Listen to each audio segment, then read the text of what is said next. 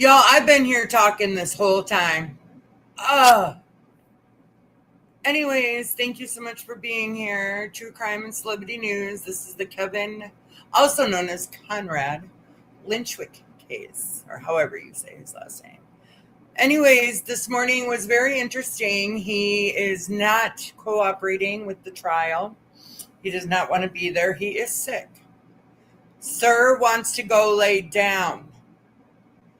Get him a pillow, get him a gurney, do whatever you got to do. It's not going to play good today. He's not going to play. He doesn't want to play with you, Judge.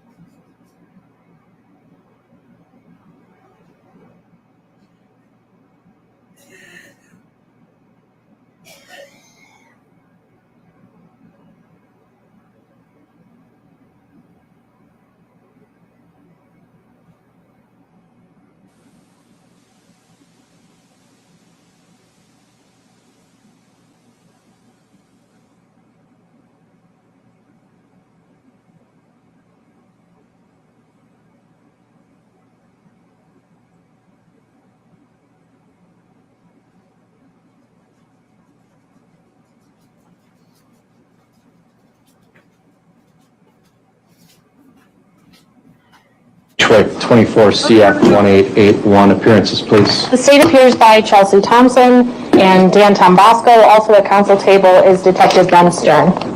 Good afternoon. Mr. Lychwick is present again in person in custody. Good afternoon, Mr. Lychwick. Also present is Attorney Pablo Galaviz as standby counsel. The court will make a record that Mr. Lychwick, again, consistent with this morning, is produced in his wheelchair in jail orange. The court notes that Mr. Lychwick's hair appears to have been combed or slicked back a little bit better, so he is not as disheveled as he was earlier today. Mr. Lychwick, did you have an opportunity to retrieve all of your trial notes and exhibits and things like that from this morning? Are you going to test these proceedings? I am here under duress. I am not well. Did you want to retrieve your trial notes and exhibits to assist you in court today? No. Mr. I Lychwick, want to be able to address the jury and tell them what I'm going through and what you put me through and what I think of you. that will not be allowed, Mr. Lychwick. Mr. Lychwick, I've been advised by my deputy that you have something in your ears, like makeshift earplugs or something like that. Is that true? That's my business. That's true, and they're going to stay there, as far as I'm concerned. I just want to make sure that you are still going to be able to hear the proceedings, that you hear me, you hear the witness testimony and things like that. So that's why I bring it up. As long as you can hear, I'll let you proceed with the makeshift earplugs in, if that's your choice. If at any point you can't hear, though, I want to know that so that we can either make accommodations for it or have them removed. Understand? I don't understand you at all, because I can hear fine. I just am not up to processing what I hear or dealing with it. And you know that. You must know that. Anything else you want to state for the record before we continue, Mr. Lychwick? Again, I protest these proceedings. I am here under duress. This trial is a sham. I am being railroaded. I don't think you are morally fit to be a judge. As soon as I can sit down and write a letter, I am going to complain to your boss, Judge Bugenhagen, and I am going to write my state representative and my congressman and complain about the way I've been treated these 18 months. And now, drag me from my sick bed this morning? I wonder what your veracity and sanity is, Judge. Boss. Mr. Lychwick, do you want an opportunity to get dressed in civilian clothes? I am saying nothing more. This is an outrage. This is not rational. All right, then we will bring the jury in. Anything else from the state before we proceed? I provided another stack of the paper exhibits that contain both photos. The PowerPoint presentation I'll be going through with Aaron Christensen and any other documents or reports. They were all provided previously in discovery, but since he doesn't have that with him, he now has them to follow along if he so chooses. All right, the court will also note that Mr. Lychwick still has a notepad and pen. He has a stack of exhibits and a stack of exhibits and pictures in front of him. He does have water. And Mr. Lychwick, if at any time you want to take a break and go down and retrieve your other trial materials, we can make that accommodation. But at this point, we will proceed. We'll bring in the jury.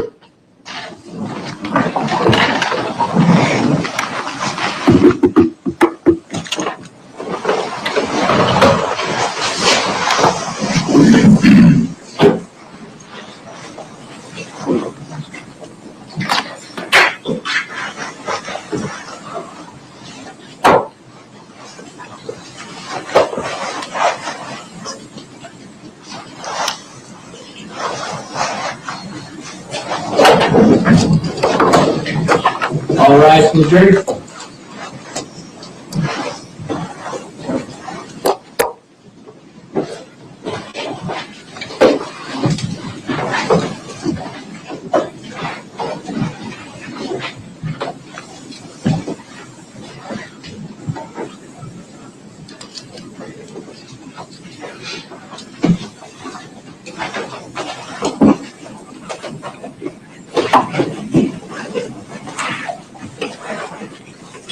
Thank you. You may be seated.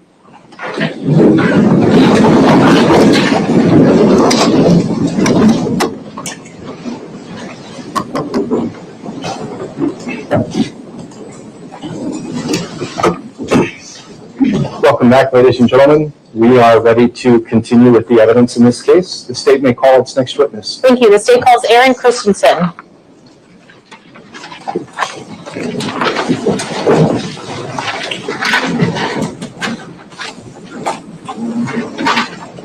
Please come up to the witness stand, and when you get up here, remain standing and raise your right hand to be sworn in by the clerk.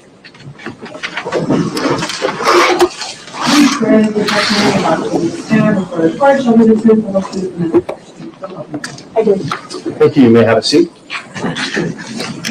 Get yourself situated nice and close to the microphone and start by stating your name, spelling both your first and last for the record.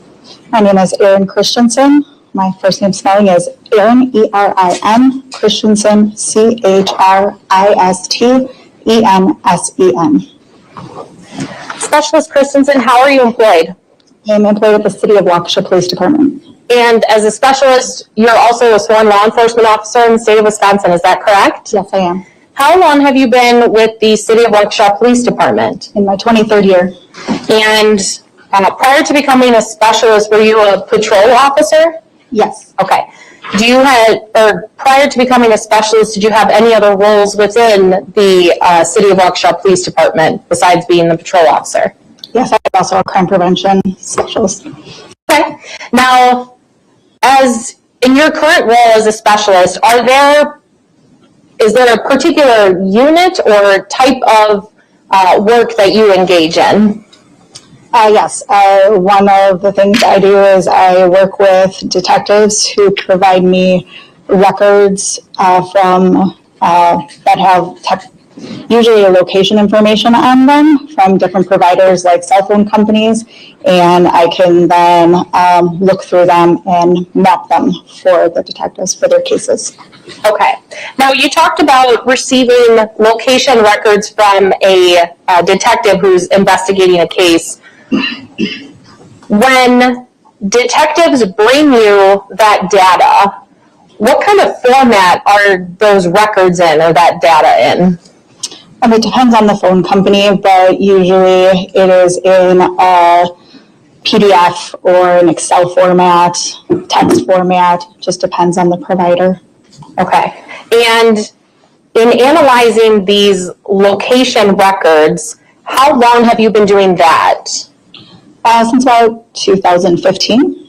And do you have to go through any kind of specialized training in order to know how to read these records and use the software that assists in reading these records? Yes, my first training was in 2015, and this was an introductory course, and it went over, at that time, telephone providers and like for cell phone companies, and went through how kind of the basic, the fundamentals of how it works for cell phone companies and usage, and how they then have different reports that they're logging in the background after people use them.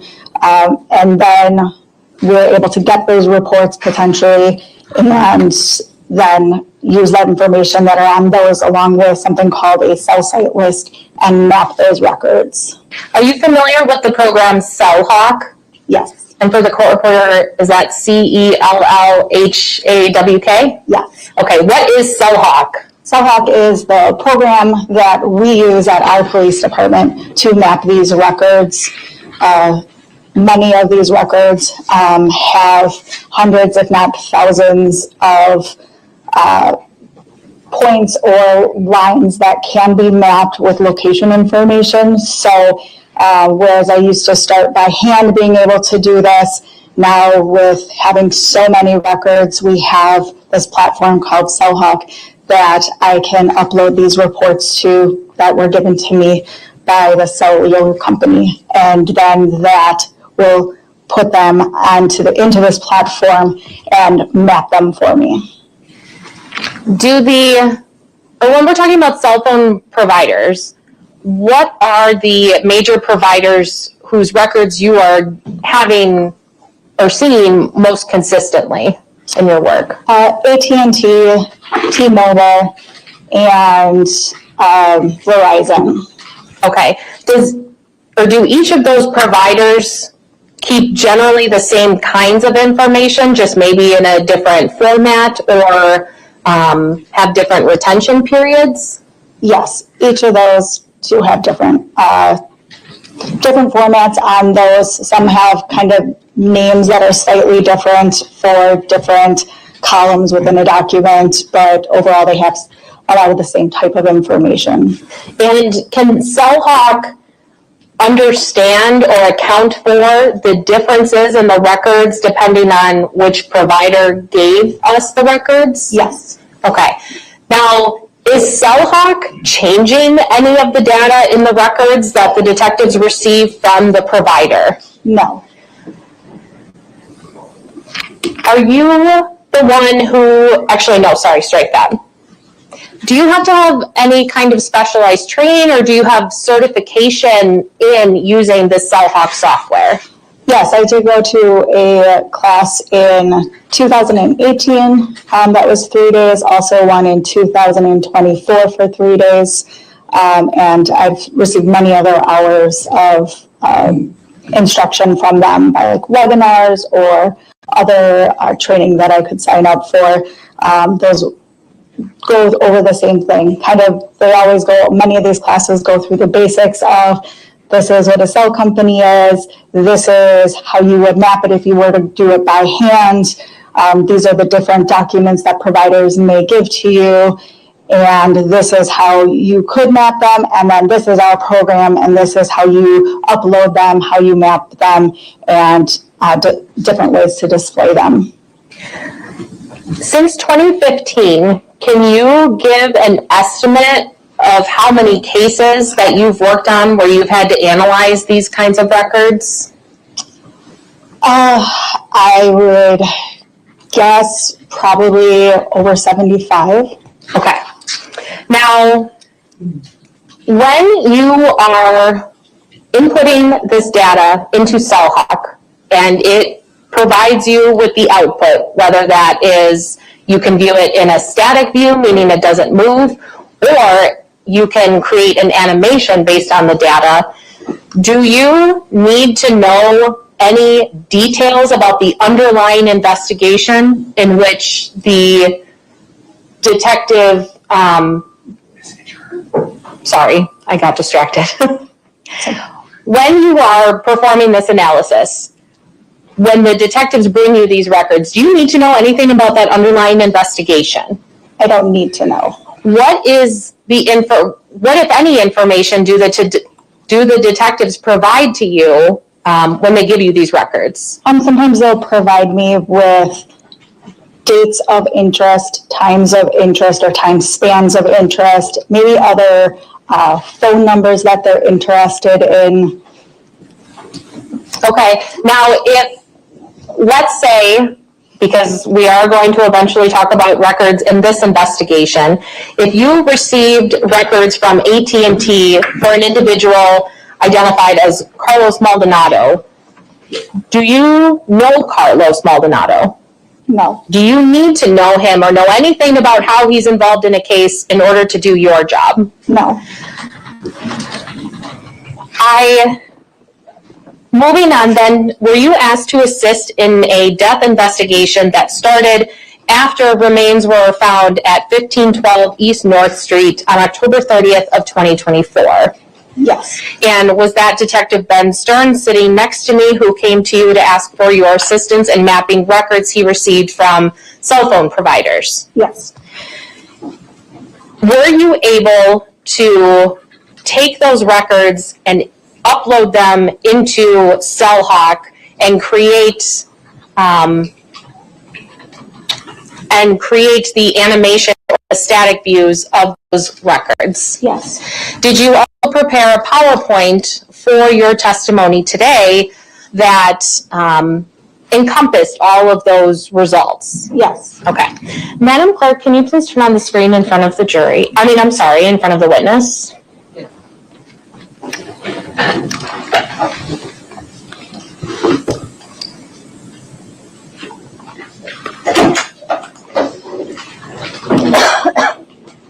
Okay, Specialist Christensen, do you see this on your screen in front of you? Yes.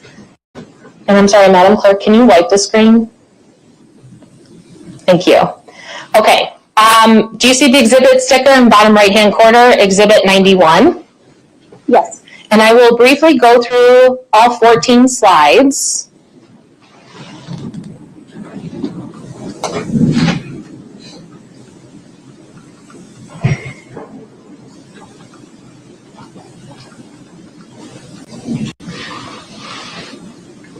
Okay. Having briefly reviewed all 14 of those slides, is this an accurate representation or accurate copy of the PowerPoint you prepared for your testimony today? Yes. I would move Exhibit 91 into evidence and ask to publish to the jury as we go through it. Mr. Lychwick, any objection to the admission of Exhibit 91?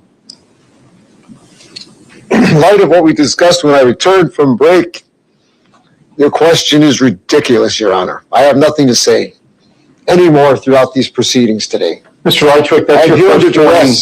Mr. Lychwick, that's your first warning that the court's going to give you about talking back to the court and talking out of order. The question was whether or not you had an objection to Exhibit 91. Do you? All right. Without a response from the defendant, that exhibit will be admitted into evidence. Thank you. And I would ask that it be published as I go through it with the specialist. Mr. Lychwick, any objection to the publication of Exhibit number 91? Without response, that will be allowed to be used with the jury.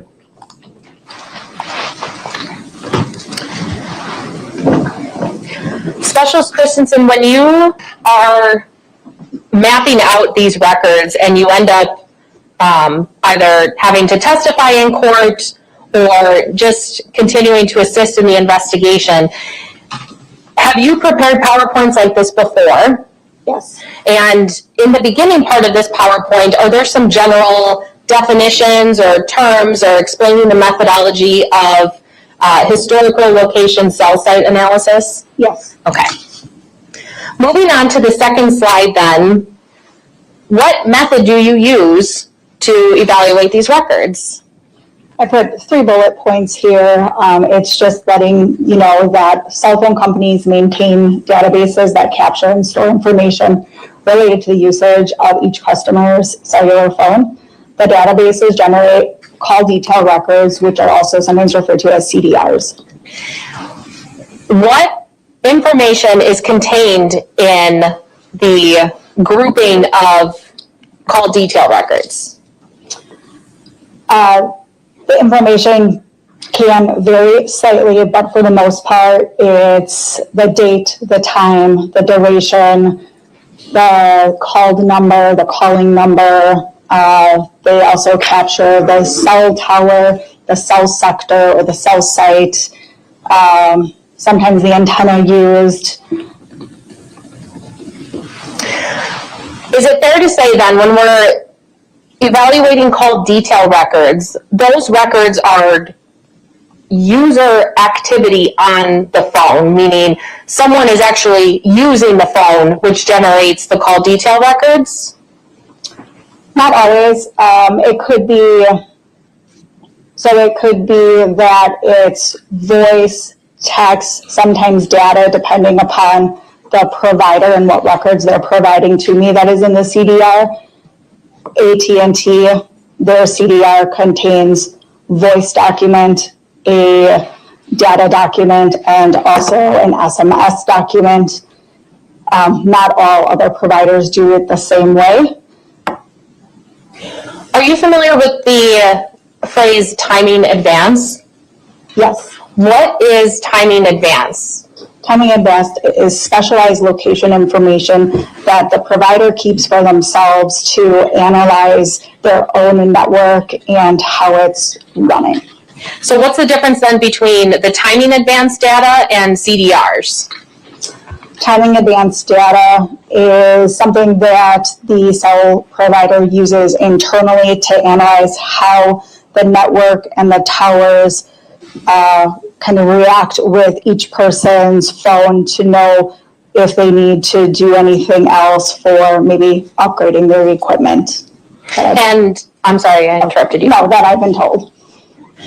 Now, that kind of data, the timing advance, is that the phone kind of working in the background even though someone might not actually be using their phone? Correct. Okay, so the phone is always connecting or looking for the strongest source or the best signal from that particular cell site. Do I have that right? Yeah, as anybody sitting and has their phone on, your phone might not be getting calls or texts, but it's just sitting there, always analyzing the network and saying, if I'm going to work the best, which tower am I, or cell site, which one am I going to use right now if a call comes in so that call isn't dropped.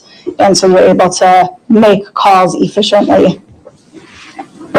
Moving on then to the next slide, when we are talking about cell site analysis, what is the technology that these providers are using to gather this information, or how the phone is connecting to the cell site? So just on a real basic level, cell phones are pretty much radios, and these use radio frequencies to communicate. As it says that when they're on, they're always looking, constantly scanning the network and looking for the best signal. Typically, the strongest and cleanest signal generally comes from the tower that is closest to the phone or the tower with the best line of sight, but not always. So typically, it is using the best signal that it's evaluating constantly. Oh, I'm sorry. No, go ahead. Okay. Now, we've talked about cell sites, and is there a difference between a cell site and a cell tower? They're typically the same thing. They can be referred to by different carriers and people. A cell tower can also be called a cell site. The reason being is cell towers typically are things that maybe if you're driving around, you see a tower that has antennas on it. These days, it's not necessarily on a tower. It could be in a church steeple. It could be on a water tower. They could be on the side of a building or on top of a building. So they're not necessarily a traditional tower always, but you might hear people talk about them in the same way. They might say cell tower or cell site, and they're probably talking about the same thing. Okay. Now, when we talk about a typical cell tower or cell site, is that or does that involve the provider kind of splitting that up into different sectors? Yes. When you're analyzing cell site records, what do I mean by sector? When a provider will give us in their records a cell site that is used, and then that cell site, they give us what is called an azimuth, which is the center point of a sector. Cell sites are typically divided into, think of a pizza, into 3 equal parts, and each of those parts have different antennas within them that those are the ones that are getting the signal and deciding the device and where it's connecting to it. And moving on to the next slide, there's a couple illustrations that will probably help us as we talk through what a sector is. So on the far right-hand side, that image, is that kind of the pizza shape or the pie shape that you were talking about? Yes. Okay. Now, that center point then, is that the azimuth that you were just talking about? No, not really. That's just showing you that, yes, that is the center point, but they will specifically give us the azimuth in degrees. So we know right away when we're looking at these documents that as you're dividing it up equally, each sector is about 120 degrees. So if they give us that middle point, I think another slide will talk a little bit more about that. But it's just showing you a tower here to give you an idea that there's 3 different sides of that tower to explain the pie theory, the pizza theory. And does each cell tower or cell site have a unique identifier assigned to them by the provider? Yes. Is that how we know which cell site is being used then by a device? Yes. And when you get when the detectives get all their returns back from the provider after obtaining a warrant from the court, do you also receive in those records a list of cell sites?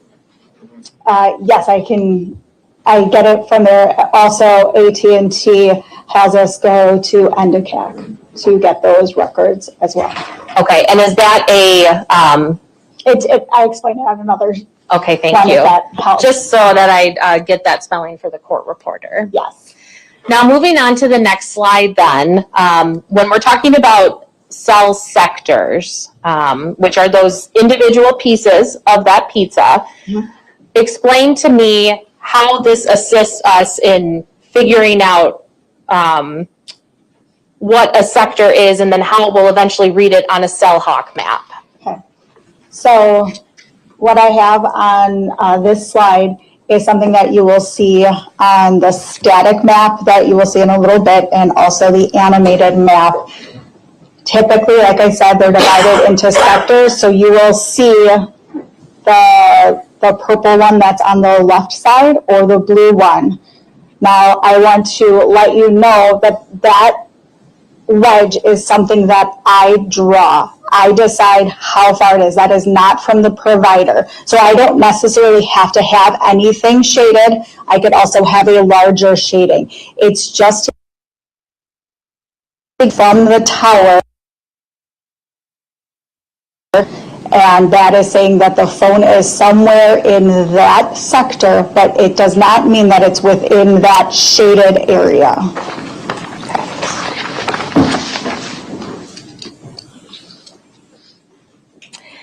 If, when you are reviewing records that you've been given by the detective who got it from the provider, if you are only seeing CDR records in this return without any of that timing advance or another type of advanced location data, could you have larger breaks in or larger gaps in the records that you're looking at? Yes.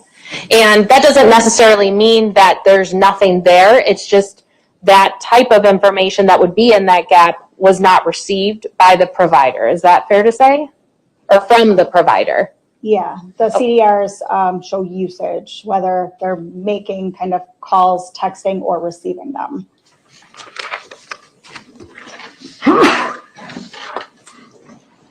in looking at the next slide, which is slide 7, it looks like this is an example of the cell site and sector that we just kind of talked about in the last slide. This is just to get you an idea of it, how it would look on like an actual map. And then this shaded, actually no, you can't see it, but if we have the 3 sectors, that light shaded area within the circle around that center point, that's your shadowing. So you can see the direction in which that sector is facing. Is that fair to say? That's correct. Okay.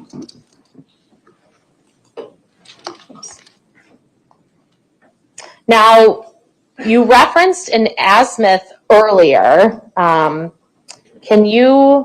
Does this slide help explain that a little bit more?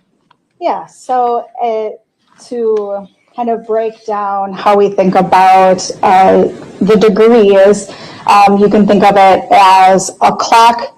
So if you were looking at 12 o'clock, that could be 0 degrees, which is pointed north.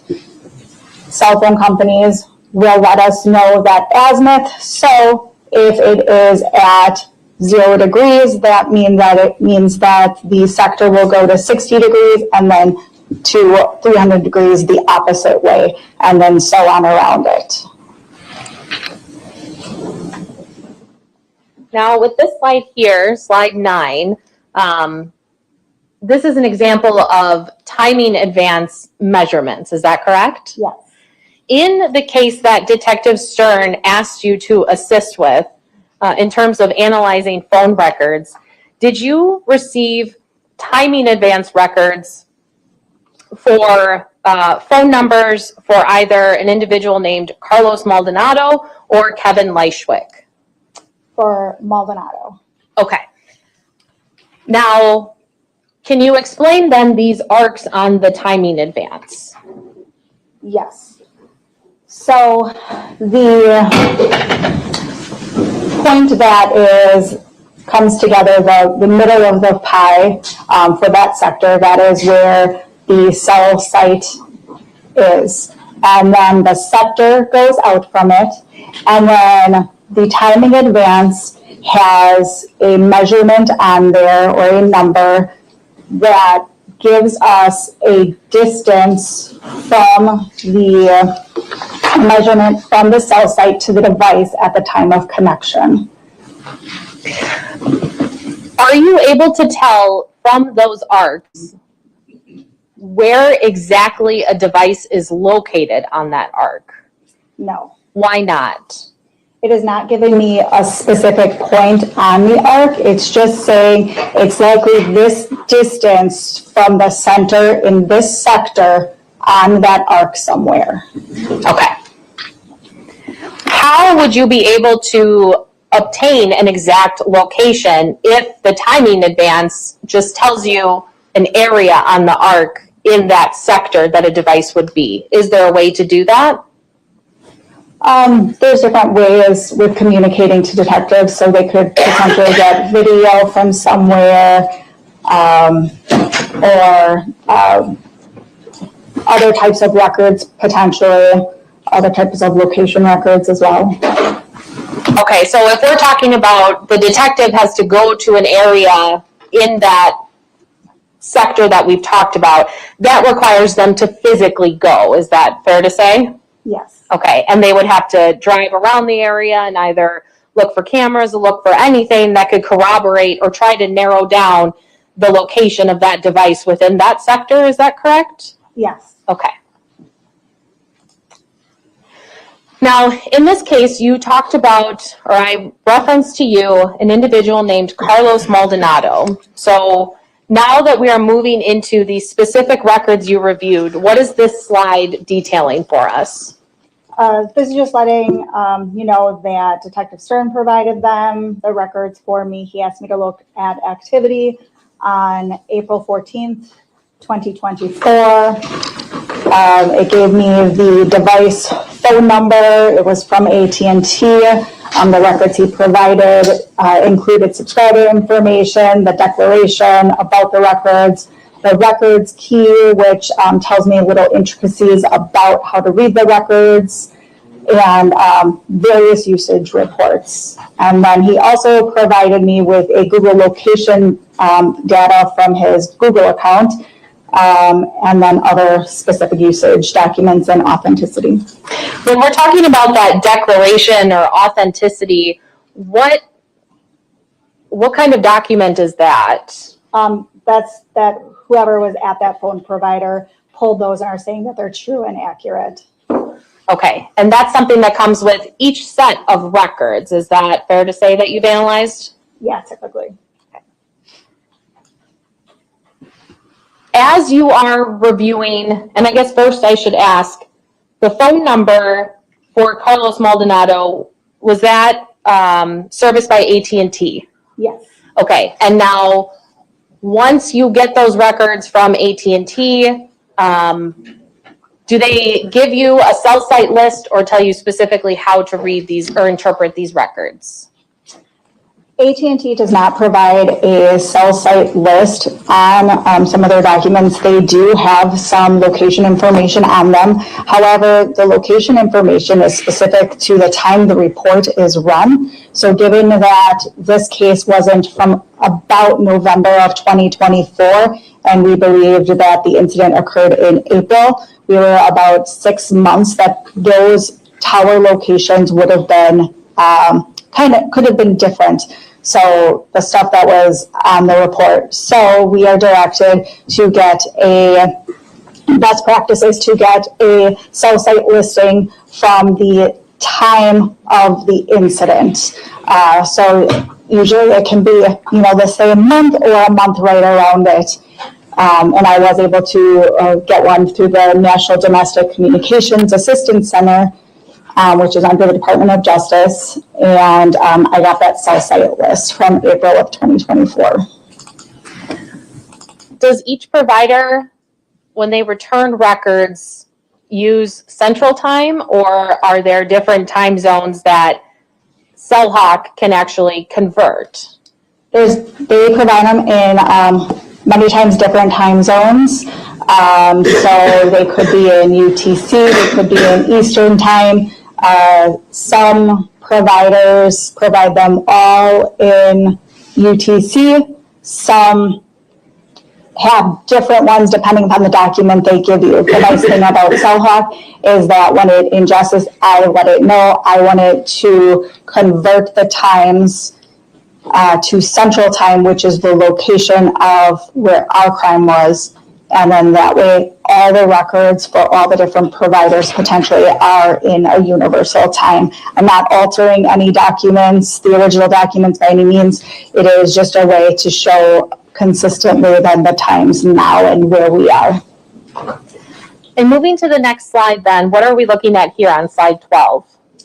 Here, this is just an overview of our area. Those orange circles are just cell sites. For AT&T specifically.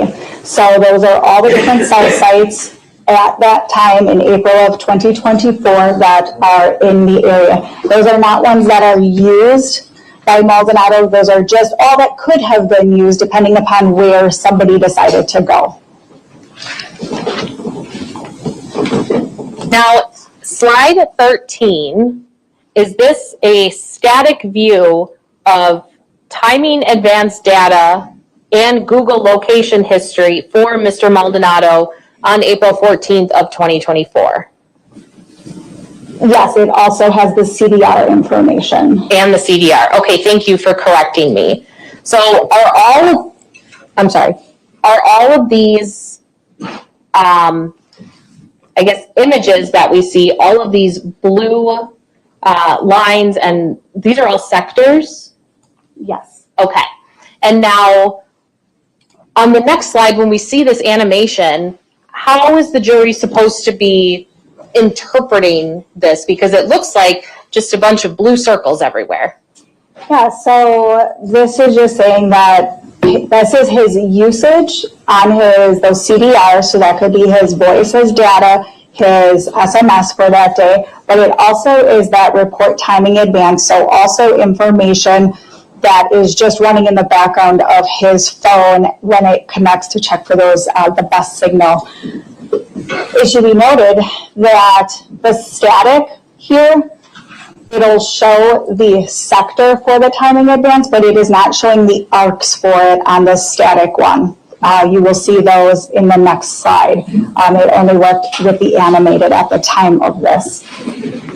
Okay, and when we watch the animated, will it start with the same overview map that we're seeing now on this static slide? It will not. You will see it starting off in an area at one sector near 1512 East North Street, Waukesha. You can also see that on this map, kind of in the center of it, with that red marker.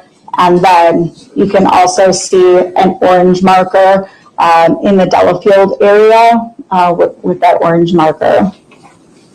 And on this animation that we're about to see, are you able to see a path of travel that the device associated with Mr. Maldonado took to that Home Depot in Delafield and then come back to 1512 East North? Yes. Okay. So, I'm sorry. 8 a.m. to about 9:30. You'll see it using the cell sites in the area of 1512 East North Street. And then you'll start to see the sectors or cell sites start being used right in that area and then traveling kind of westbound towards the Delafield area. Around 9:40, 45 to about 10:30. It stays right in that area of Delafield by Home Depot. And shortly after, around 10:35, you'll start seeing the cell sites and sectors start being used traveling eastbound, going back towards the Waukesha area. Moving on then to slide 14. On the right-hand side, kind of in between the map and the key, there's a gray column with what looks like different toggles and buttons on the bottom. Do you see that? Yes. Is this the CellHawk software? Is this the map that gets generated once you upload all of these records from AT&T? Yes. So this is the CellHawk software, and both of these, the images from the previous slide and this one, are screenshots from that. I then can set the selector at the bottom. So 1 second of time on this animated map equals 5 minutes. So stuff will be pretty quick when you start to see it, but you will definitely see the movement. Okay, and right now, before I press play, can you see that red, I know it's kind of small on the big screen, it's smaller than I thought it would be, the red dot at 1512 East North? Do you see that? Yes. And then a little bit below it, we see a sector, is that correct? Yes. Okay, so what, if I'm understanding correctly, that sector, because that shaded area is what you filled in, so you can't say exactly where in that sector the device is, but this is the general direction, or it'd be within that sector, is that correct? I think that there was some sort of usage in that sector.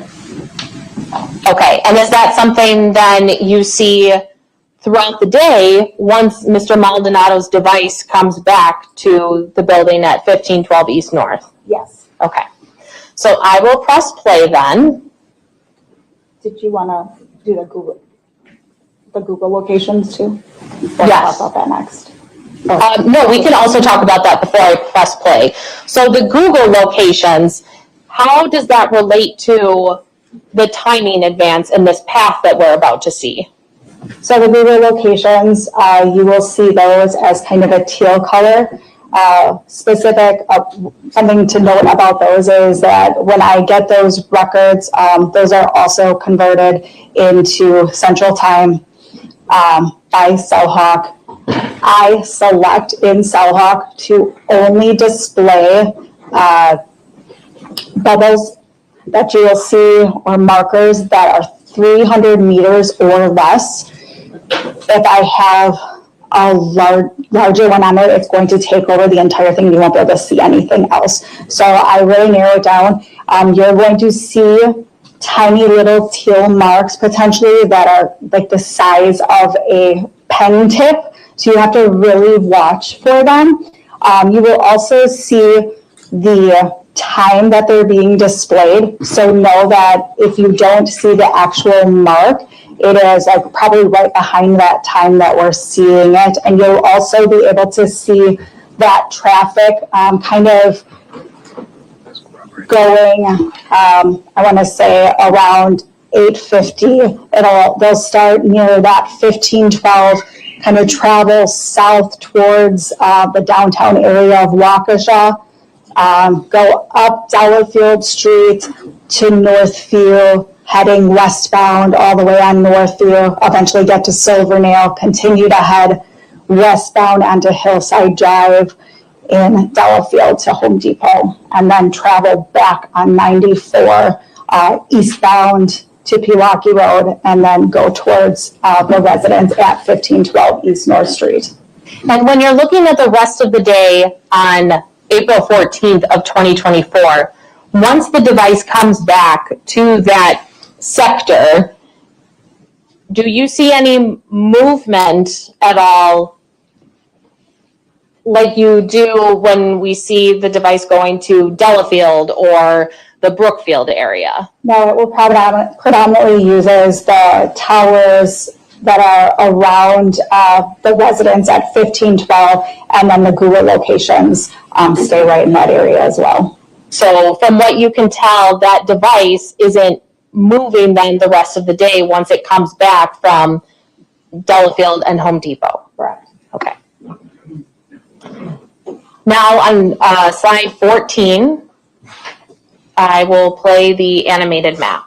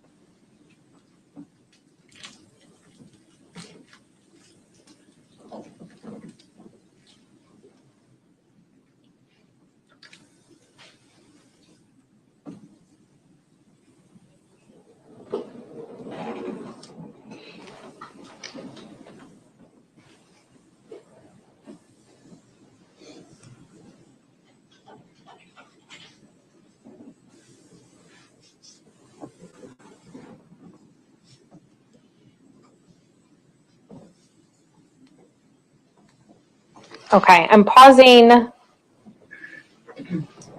There is no timestamp on the bar that pops up here, but if I look at the timestamp on the Cellhawk software, it looks like 12:50 and 51 seconds on April 14th of 2024. Do you see that? Yes. Okay. Now, when we watched that animated map, did you start seeing those larger arcs that we were talking about earlier related to timing advance? Yeah. And then this path of travel to the Delafield Home Depot, all you do with that is show the detectives, this is what I found. Is that fair to say? Yeah. And then it's up to the detectives to find out whether there's any kind of corroborating evidence out there to show that the owner of that device was in the area with the device. Fair to say? Yes. Okay. Now, we saw for a little bit before I paused it at that 12:50 and 51 seconds, we saw that same blue sector pop up right below that red marking or marker, and then it would go away and then it would pop up again. Is that the device running in the background and that's what's catching on that sector, or is there something else? I'm not sure if it had the ARC or not. Okay. I'm not sure which data. It would be either from that. It would be from one of those documents. I can't say for certain. Occasionally, the timing advance does not have an ARC associated with it, so it still could be on that document, but I can't tell you which one. Okay, so it could either be running in the background, but it could also be the CDR type of activity that we talked about earlier. Is that maybe more likely because you're not seeing the arc?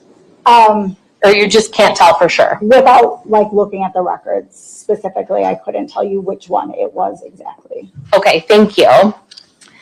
Now, we also talked in the beginning about how Detective Stern, when he came to you, he provided you records for Carlos Maldonado and Kevin Lychwick. What provider serviced Kevin Lychwick's phone number? Verizon. Okay. Have you had experience with Verizon before in terms of getting these cell site records? Yes. Does Verizon have a short retention period when it comes to that specialized location data of the timing advance? Yes. Do you know what that retention period is? Less than 10 days. So if we were looking at April 14th of 2024, and now we don't start getting or requesting cell site data from providers until 7 months later, for Verizon, that specialized information is gone. Is that fair to say? Yes. Okay, so that has nothing to do with the police department not asking for the right information. Is that fair? Correct. Okay. Now, did you receive any records from Detective Stern that he obtained from Verizon? Yes. Okay, and specifically as to Mr. Lychwick's phone number? Yes. So even though we didn't have that specialized timing advance, are we still able to get any of those CDR types of records that we talked about? Yes. Did you upload Mr. Lychwick's CDR records into CellHawk in an attempt to perform a cell site analysis? Yes. Were you able to get any information of value from the records that we obtained from Verizon? No, Why not? there was no location information. There was no usage and no location information for those days. Okay.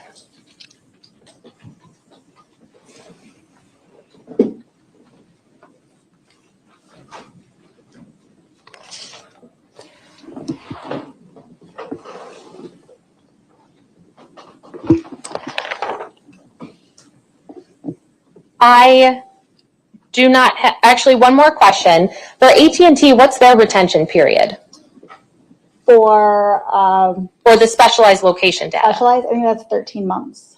Okay, so if we did not start in this investigation until 7 months after the date in question, that's still well within the range, and that's how we were able to get those records for Mr. Maldonado's phone Yes. number. Okay. Now I don't have any other questions. Thank you. Mr. Lychwick, do you have any cross-examination questions? The defendant is not responding to the court, therefore, Specialist Christensen, you may step down. Thank you. The state calls Detective Flyen. Thank you.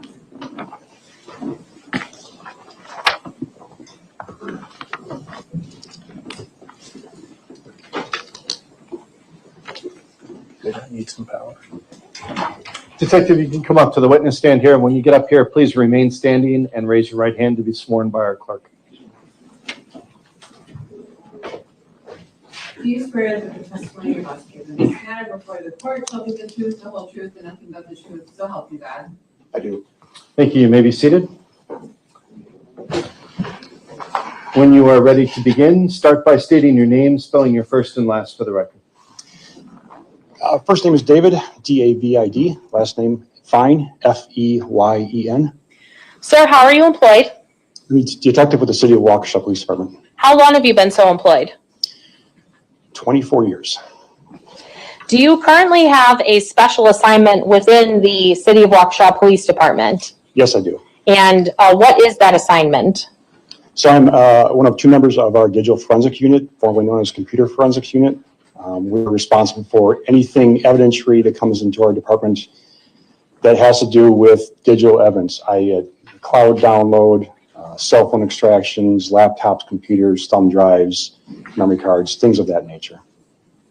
A lot more variety than just computers nowadays, fair to say? Fair to say. Okay. Now, in order to have this special assignment in the forensic department, do you or did you obtain any kind of specialized training or certifications to be able to understand this data that you're extracting and also use the software tools that allow you to do that? Yes, I have been doing this since approximately 2012. In that time, I've had continued education throughout my career as DFU unit, and I probably have accumulated over 800 hours of formalized training. That does not include, speaking with other people and kind of doing informal training. I probably do about 200 exams per year of a device or a computer. I've gone through training with IASIS, the International Association of Computer Specialists, and they've received their certification. I've also received certifications from Celebrite, Magnet, several other companies in terms of using their software and their tools to do extractions both on cell phones and computers. Received training down through the Secret Service at NCFI in Alabama on a variety of computer and network examinations for forensics. Your lab at your police department, do you also assist other agencies, other law enforcement agencies within Waukesha County if their departments don't have this kind of equipment but do need assistance with downloading or extracting data from devices? Yes, we do. Okay. Now, do you have, and you've talked about it a little bit, but do you have specific training as it relates to either Apple iPhones or Android phones, knowing that they're different operating systems? Yes. Okay. And can you still use the same software tools to perform an extraction on an Android versus an iPhone, or are there different tools you use? No, we use a variety of tools, but all the ones we use can run both Android and Apple software phones. Once you receive an item, can you explain for the jury the process of creating a forensic image of that device? In terms of cell phones? Yes, let's talk about cell phones, sorry. Certainly. So the process is that I will obtain the physical device either directly from an investigator, police officer, detective, or it'll be in our evidence room. I'll check that device out, bring it up to our lab. And I also examined the search authority, making sure we have a valid search warrant or consent to search the device. Then I will make sure I can isolate it from networks. So that means putting the phone into airplane mode if I can. If I can't, I'll try to remove the SIM card from the phone and to take that out to isolate it from cellular networks. Last resort is we have a specialized room within our department we can walk into, and it closes the doors and shuts out all radio frequencies. And this way I protect the phone from receiving or sending any messages out or getting wiped remotely. And then once I've secured the phone and isolated from networks, I'll then connect it to one of two of our primary devices, either a magnet gray key, magnet, M-A-G-N-E-T, gray key, G-R-A-Y-K-E-Y, or a Celebrite UFED, UFED device to help extract the data from the phone. Once I extract the data from the phone, I can use another software tool. In this case, we use Celebrite physical analyzer software to help decode and let me sort through and sift through and view all the pictures, text messages, call logs, all the information that's on the phone that you see as a user, as well as a lot of information you don't actually see as a user. It's hidden, such as log files and GPS locations. You talked about making sure that you put the phone in airplane mode or otherwise prevent it from accessing the network. What concerns do you have about the data within the phone if it stays connected to the network as you're trying to make this forensic image? Well, we want to keep the phone as, I guess, fresh as possible, as close to the event. So I don't want new data to come in the way of pop-up messages, Facebook messages, somebody calling the phone, because I can push out and delete old information that I may have needed. I also don't want, if the owner happens to be out of custody and they have access or they call a friend, I don't want them to send a remote wipe signal and have the phone sitting in my hands, and all of a sudden it reboots and it says, welcome, please set up your new phone. I don't want that to happen, because once that happens, I've lost all my data. So it's important to isolate it from cellular networks and Wi-Fi networks. Okay. Now, when we talk about that process, you mentioned that I think there are two different steps. The extraction itself, which in this case with the two phones you were given by investigating detectives, you use Cellbrite Premium to do the actual extraction. Is that correct? Yes. And when you have that extraction, is that sometimes referred to as the raw data from the phone? Yes, or we call it a full file system, but yeah, it's the data that the phone is pulled out. The phone gives to the software tool that includes all the messages and pictures and things that we want to look at. Then you take that extraction of the full file system, if that's what you were able to obtain, and then you put that into the Cellbrite Physical Analyzer, and that's the software that kind of decodes everything in that full file system you obtained. Is that correct? Yes. Okay. Now, are there times where when you are extracting a phone or creating that forensic image that you do not get a full file system extraction? Yes, it does happen. It depends on the software version of the phone. Sometimes it depends on the phone brand itself.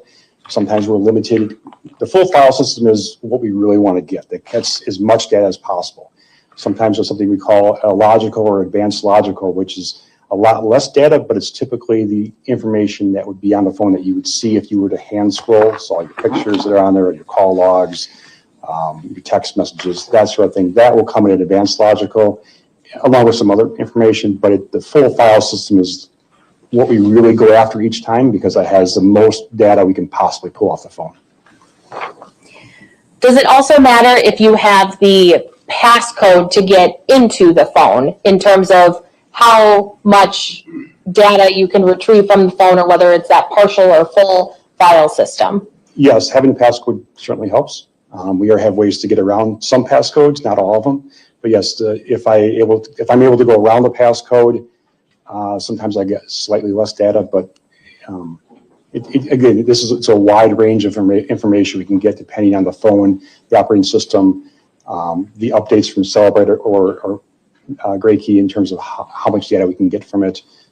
There's a lot of variables that are involved. Why do you engage in this process where you are using software tools to create this forensic image of the phone versus just manually scrolling through it?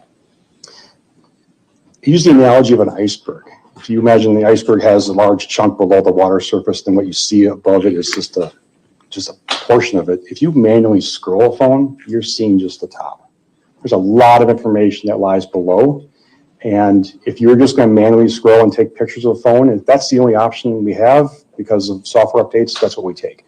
But I want the full file system to get as much data as possible and get all that ice that's below the water. If you were to manually scroll through a phone versus using one of these tools, do you run the risk of potentially changing timestamps or making changes to any of that underlying data that you talked about? Absolutely. So if I start looking at pictures, I'm going to start changing timestamps on pictures. If I start reading text messages, I may change a message that was unread to read, and that's going to show up in any forensic download I would do later on. In the background, the phone is always creating logs. So if I start holding the phone and turning it, like my iPhones will register your orientation. So I'm creating new data on the phone that I really shouldn't.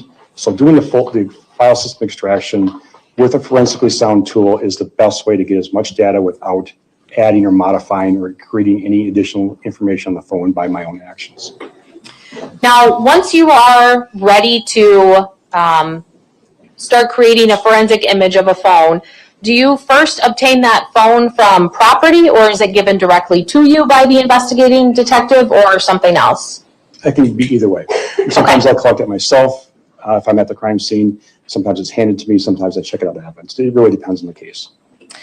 And going back to October and November of 2024, were you approached by Detective Stern to assist with the forensic examination of 4 digital devices?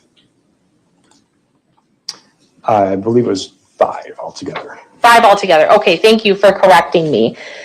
In focusing on a cell phone that belonged to Carlos Maldonado, a phone belonging to Kevin Lychwick, and 2 SD cards. Were those 4 of the 5 devices you were provided by Detective Stern or requested to extract by him? Yes. Okay. Starting with the phone then that was belonging to Carlos Maldonado, was that a Samsung phone? Yes, it was. Okay. Now, did you follow that same 2-step process that we talked about earlier to create a forensic image of Mr. Maldonado's phone? Yes. And were you able to obtain a full file system extraction for his phone? Yes. Okay. When you are performing this extraction, once you have completed that 2-step process, do you review the forensic image yourself, or do you give it back to the detectives to review, or a mixture of both, or something else? I'd say it's a mixture of both, again, case dependent. Sometimes I will turn over the Cellbrite report that's created after I generate it and give it to the investigator and say, you know the case better than I do, you look through it. In this case, I looked at it first. To have him look at it because he had a bigger view of what was going on, and then he was able to find artifacts that were relevant for this case. So it's kind of a mixture of both. Okay.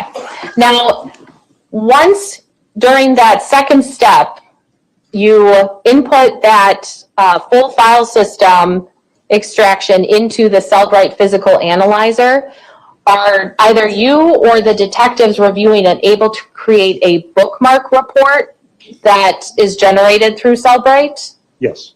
Okay, and that's what is that part of what you're talking about with sometimes you review it and flag artifacts that might be of interest, or the detectives can do that when they're reviewing it on their own?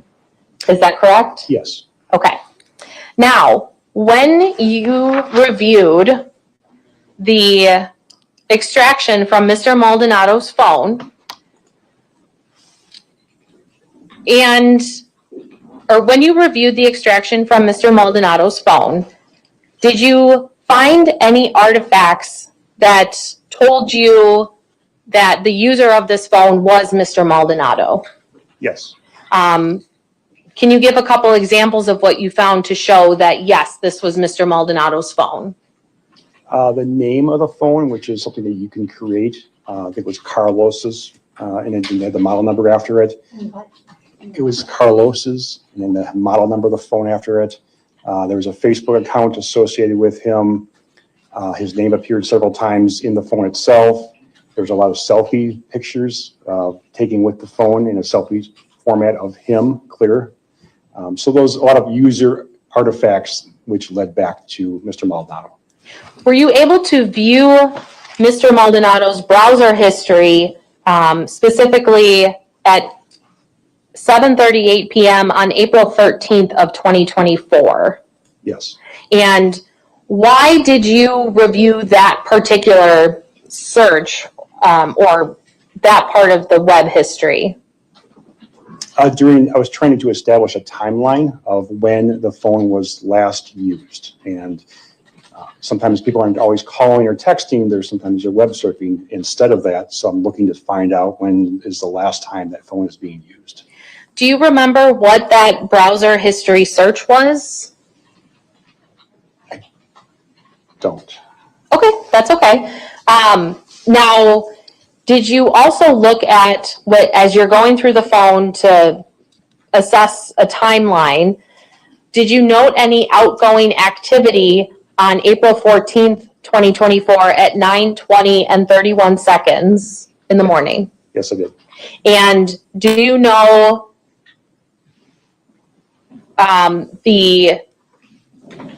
did you see the phone number that was called? I did. And did you run that phone number to see who or what kind of business that phone number belonged to? Yeah, it was the Home Depot in Delafield, Wisconsin. Okay. Now, once you see that outgoing call and you look for the rest of the day on April 14th of 2024, and maybe even in the days following, did the phone receive text messages? Yes. Did the phone receive incoming calls? Yes. Are you able to tell if any of those text messages or phone calls were answered or if they were missed? I could see that they were all missed.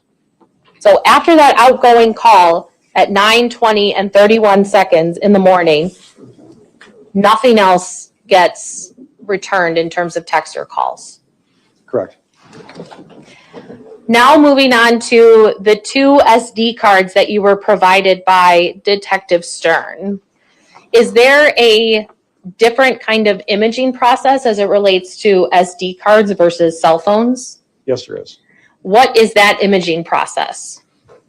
The imaging process takes the physical card. In this case, it was a micro SD card, a 32 gigabyte Waze brand, WYZE branded memory card. And I place it into what's called a write blocker. And a write blocker is a piece of physical hardware attached to my computer. And what it does when it's turned on, it prevents any computer from writing, modifying, deleting any data that's on that evidentiary, in this case, memory card. So if I were just to try to open the memory card, I can view everything that's on it. I can make a copy of it, but I cannot tamper or change anything on the actual card itself. So the process is once I insert the card into this write blocker, I use a tool called FTK Imager. And then I create a bit-for-bit copy of everything that's on that card. And once I have that, the image of the card, I then can point my forensic tools at the image, and then the card itself goes back into evidence. In this case, with the 2 SD cards, once you have that copy, or the image copy, do you then run those image copies through Axiom? Yes, I use Magnet Axiom as the tool to look at that image. Okay. Did you review every single item that, or I guess video or image that was on that copy? No, I took a really brief glance at what it was, but I did not go every single video clip. And were you able, so they were all video clips on this image copy? They were all video clips. Okay, and that would have been then provided to the investigating detectives for them to review it and see if there was anything of evidentiary value on there? That's correct. Okay. Lastly then, were you provided a Samsung phone belonging to an individual by the name of Kevin Lychwick? I was. And to your knowledge, was that recovered during a search warrant at his apartment and the phone was recovered from his bedroom? Yes, it was. Were you able to see, once you placed the phone on airplane mode, did the phone have a passcode? This phone did not have a passcode. Okay. Now, did you perform that same 2-step process that we talked about you performing on Mr. Maldonado's phone? Yes. And from Mr. Lychwick's phone, were you able to obtain a full file system extraction? Yes. Did you end up reviewing the extraction from Mr. Lychwick's phone, or would that have been provided to Detective Stern for additional analysis? Again, just like the first phone, I did a preliminary review of the phone results. I bookmarked several items, but then I turned everything over to Detective Stern, again, who had a better view of the whole case in chief to review and find the evidence that was really important. I have no further questions for this witness. Thank you. Mr. Lychwick, do you have cross-examination questions for this witness? Mr. Lychwick is not responding to the court. Therefore, Detective, you may step down.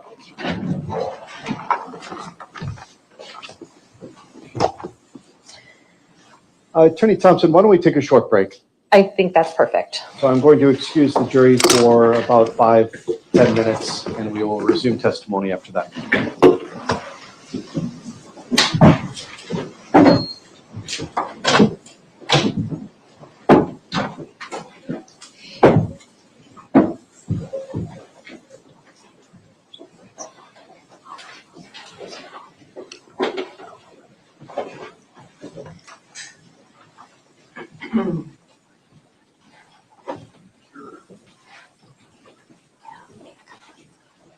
Thank you. You may be seated.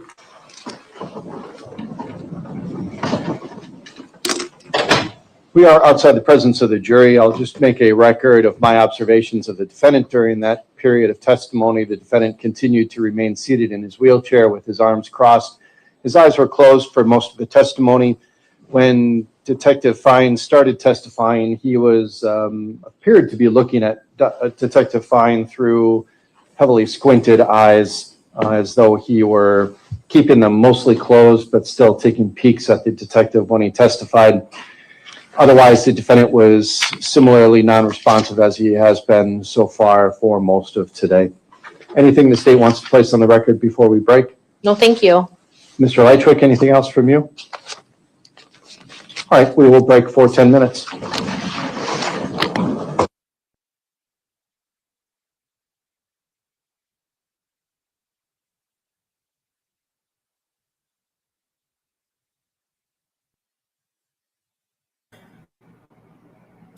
Must be lonely. Oh. Guess I don't know why he's acting that way.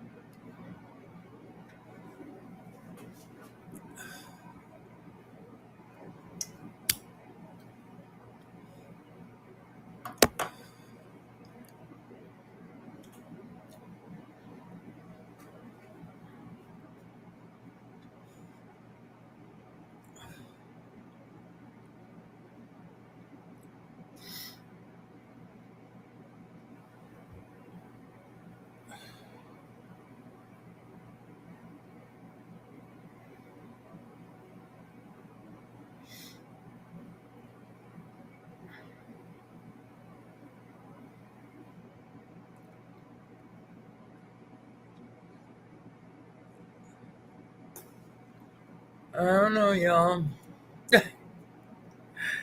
It's funny.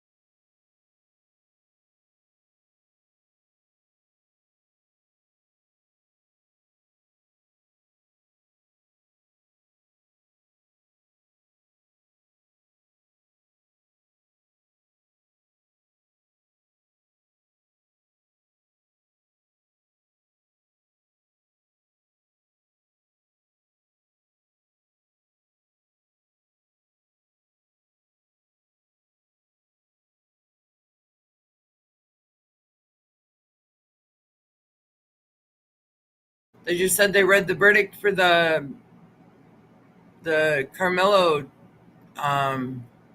case, but I don't see it. They said he's guilty.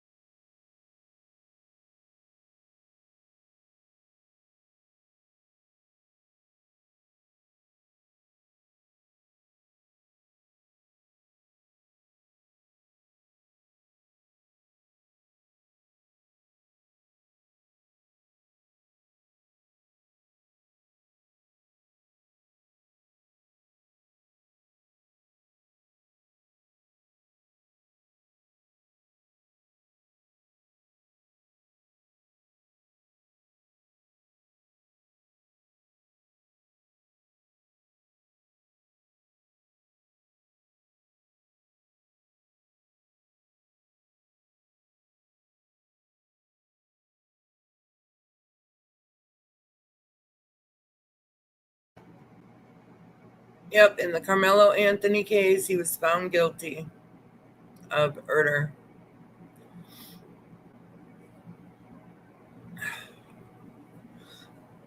Well, they threw out the self-defense. So, but they did put, I think, manslaughter in there, I think.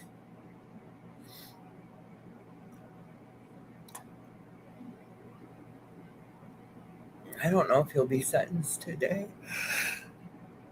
But he could get up to 99 years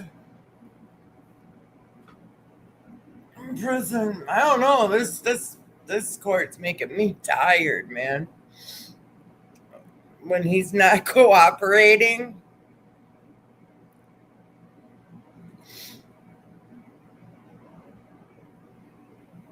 Oh, I don't know.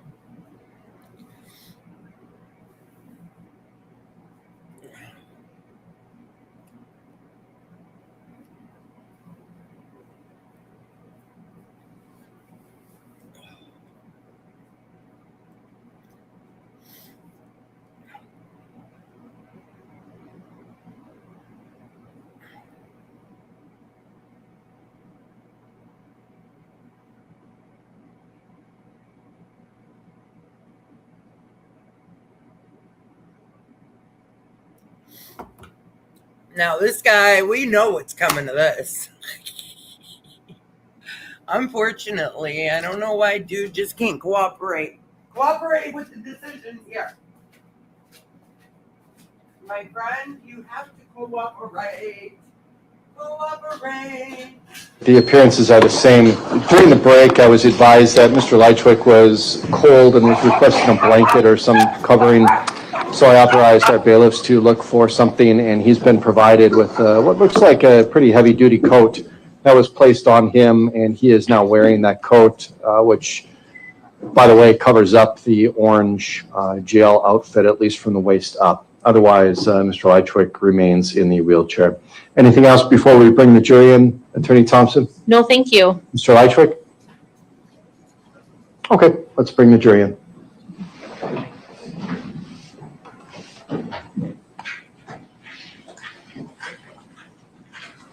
Actually, Judge, there is one thing about scheduling. Sorry, I just thought about it. We do have several witnesses in line. We're calling one slightly out of order because we were competing with a Milwaukee County trial.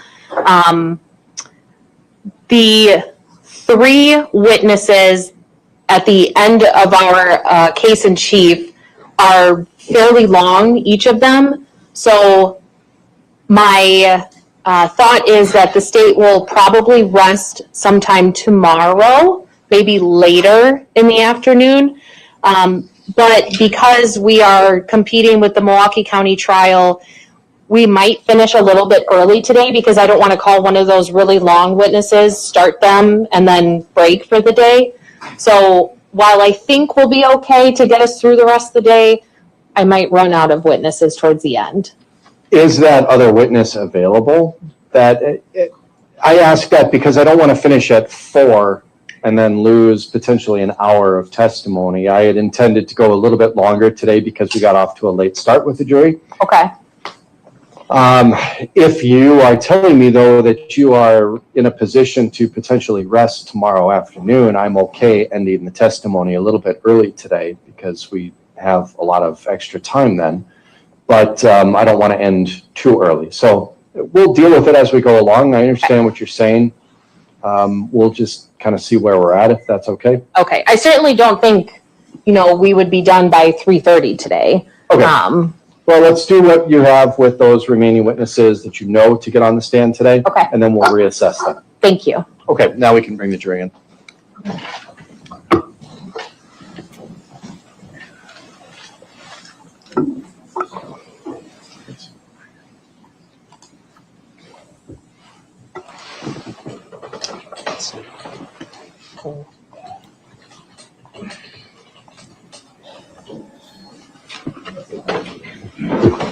All rise for the jury. Yeah. Get that in. Yeah.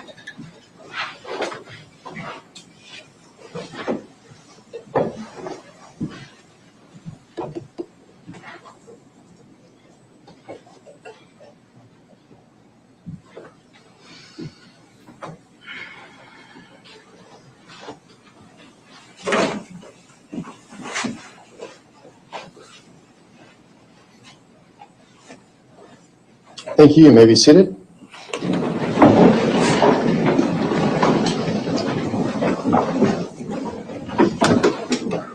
Thank you, ladies and gentlemen, for your patience. I do want to just update you. I had a conversation with the parties about scheduling, and we are still very much on track in this trial. And maybe our initial estimation of 4 to 5 days for it may be too long, and we may be in position to finish well ahead of that. I don't want to make any promises, but I don't want you to worry that we're falling behind or anything like that. We are still very much on track. So, Attorney Thompson, the state may call its next witness. Your Honor, we call Detective Bryce Golden, please. All right. Detective, come up to the witness stand, please. And when you get up here, please remain standing and raise your right hand to be sworn in by my clerk. Do you swear that the testimony you're about to give in this matter before the court shall be the truth, the whole truth, and nothing but the truth, so help you God? I do. Thank you. You may be seated. When you get yourself situated, please start by stating your name, spelling your first and last for the record. My name is Bryce Skolten, spelled B-R-Y-C-E. Skolten is S-C-H-O-L-T-E-N.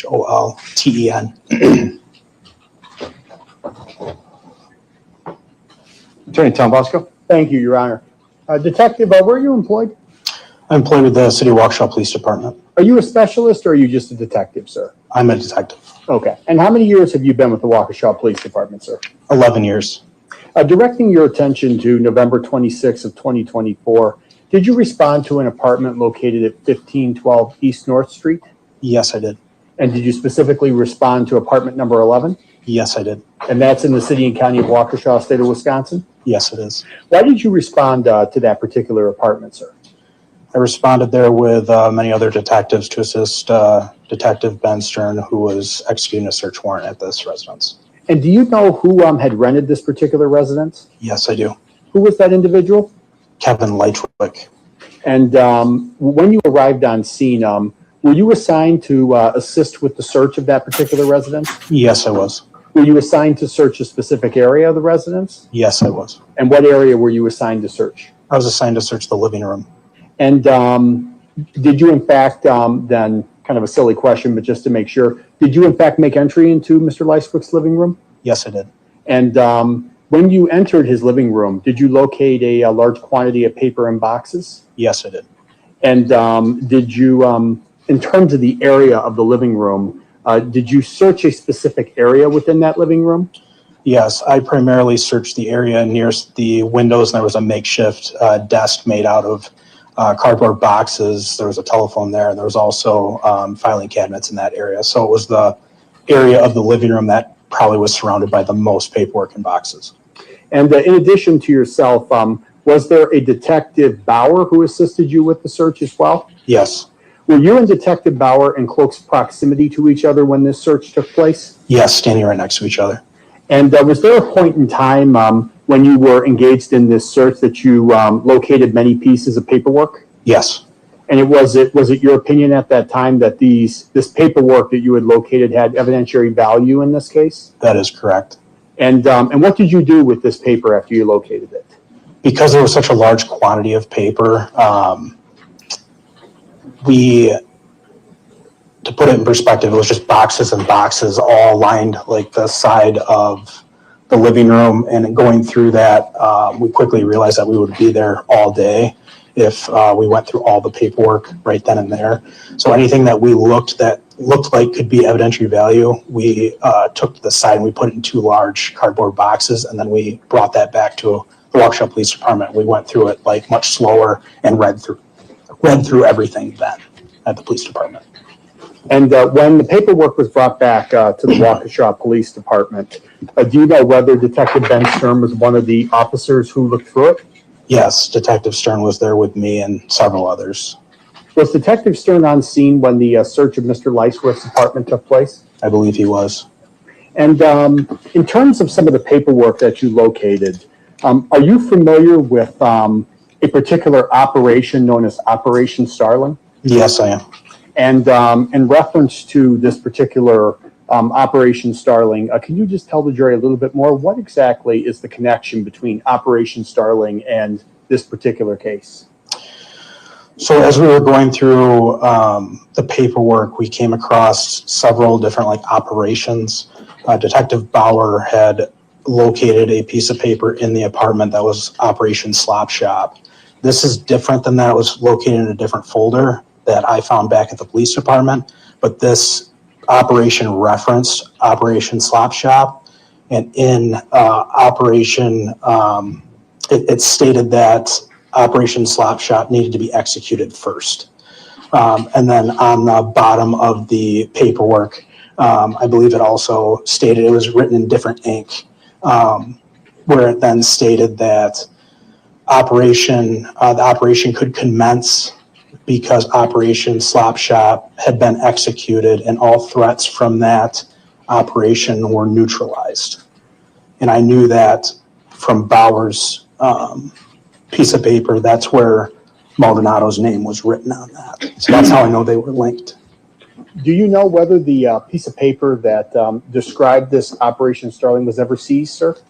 Yes, it was. Okay. And if I showed you a copy of that physical paper here today in court, do you believe that you would recognize it? Yes, I would. Your Honor, this has been previously marked as State's Exhibit number 147. I would ask permission to approach the witness. Sure, let's have Mr. Lychwick view the exhibit first. Mr. Lychwick, would you like to see Exhibit 147 before it is used with this witness? Mr. Lychwick has looked at the court and not acknowledged the court, so Attorney Tombasco, you can approach the witness. Thank you very much.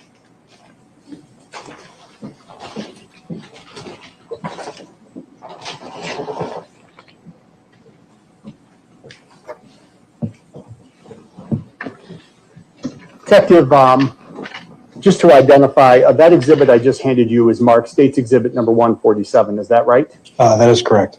And is that the piece of paper that, from the search of Mr. Lychwick's apartment, that you or Detective Bauer seized? This is the one that I seized at the police department. And does that particular exhibit detail an Operation Starling on it? Yes, it does. And towards the bottom of that particular exhibit, what you just testified to regarding Operation Slop Shop, is that written in different colored ink at that bottom of that exhibit, sir? Yes, it is. It's written in a different color ink. Your Honor, at this point, I would ask that the exhibit be received into evidence. Any objection, Mr. Lychwick? The defendant is not acknowledging the court. The court will receive Exhibit 147. Detective, directing your attention now to December 1st of 2024, did you receive a specific notification on that particular day in reference to Mr. Lychwick's vehicle? Yes, I did. And just to give the jury a little bit of context, at that point in time, had your department applied for and received a GPS warrant to track Mr. Lychwick's vehicle's movements? Yes, we had. And that was signed by a judge? Yes. So you didn't just willy-nilly slap a GPS signal on his car. You actually followed the correct legal process in order to obtain that. That is correct. And on December 1st of 2024, did you receive any sort of notification in reference to that GPS device? Yes, I did. And what did that notification provide to you? That was a notification that Mr. Lychwick's vehicle was leaving his residence. And at this point, Detective, had Mr. Lychwick's phone been seized as part of the search of his residence? Yes, it was. And was there anything in particular found on his device that provided you with some insights of where you think Mr. Lychwick may have been going on that particular day? Yes, I was informed by Detective Stern that there were some Google searches on the phone looking for different storage units up north, I think around the Oshkosh area. So as a result of what you had learned in reference to this notification, what, if anything, did you and Detective Stern do next? We were watching the location of Mr. Lychwick's vehicle, and then when we realized that he was not exhibiting normal driving behaviors, because we had been watching him for some time since this GPS had been on, he normally always stayed very local. Once we realized that he was going farther north, and that was outside of an abnormal pattern, we believe that he was potentially going to whatever storage unit he may have located from that Google search. Did you and Detective Stern at that point then attempt to follow Mr. Lychwick's vehicle? Yes, we did. And when you were following Mr. Lychwick's vehicle out of Waukesha County, were you driving a fully marked police squad car at that point? No, we were not. We were in an undercover vehicle. So this undercover vehicle would look like any sort of normal vehicle that we might see on the roadway? That is correct. And is that to ensure that Mr. Lychwick did not, I guess for lack of a better term, figure out that the police were following him? That is correct. And at that point, was it you and Detective Stern who were driving this undercover vehicle together? Yes, I was riding and Detective Stern was driving. Did you ultimately follow Mr. Lychwick's vehicle to a U-Haul storage facility? Yes, we did. And where was this U-Haul storage facility located? Kimberly, Wisconsin. I believe it was 551 Marcella Drive. If I told you your report said it was Marcella Street, would you agree with that? I would agree with that. And for the record, is Marcella spelled Marcella? Yes. And well, actually, let me back up and ask it this way. Did you and Detective Stern then follow him to the U-Haul storage facility or undercover vehicle? I'm sorry, say that again. Sure. Did you and Detective Stern both follow the defendant's vehicle to that particular U-Haul facility in Kimberly? Yes, we did. We caught up with Mr. Lychwick while he was at the U-Haul location.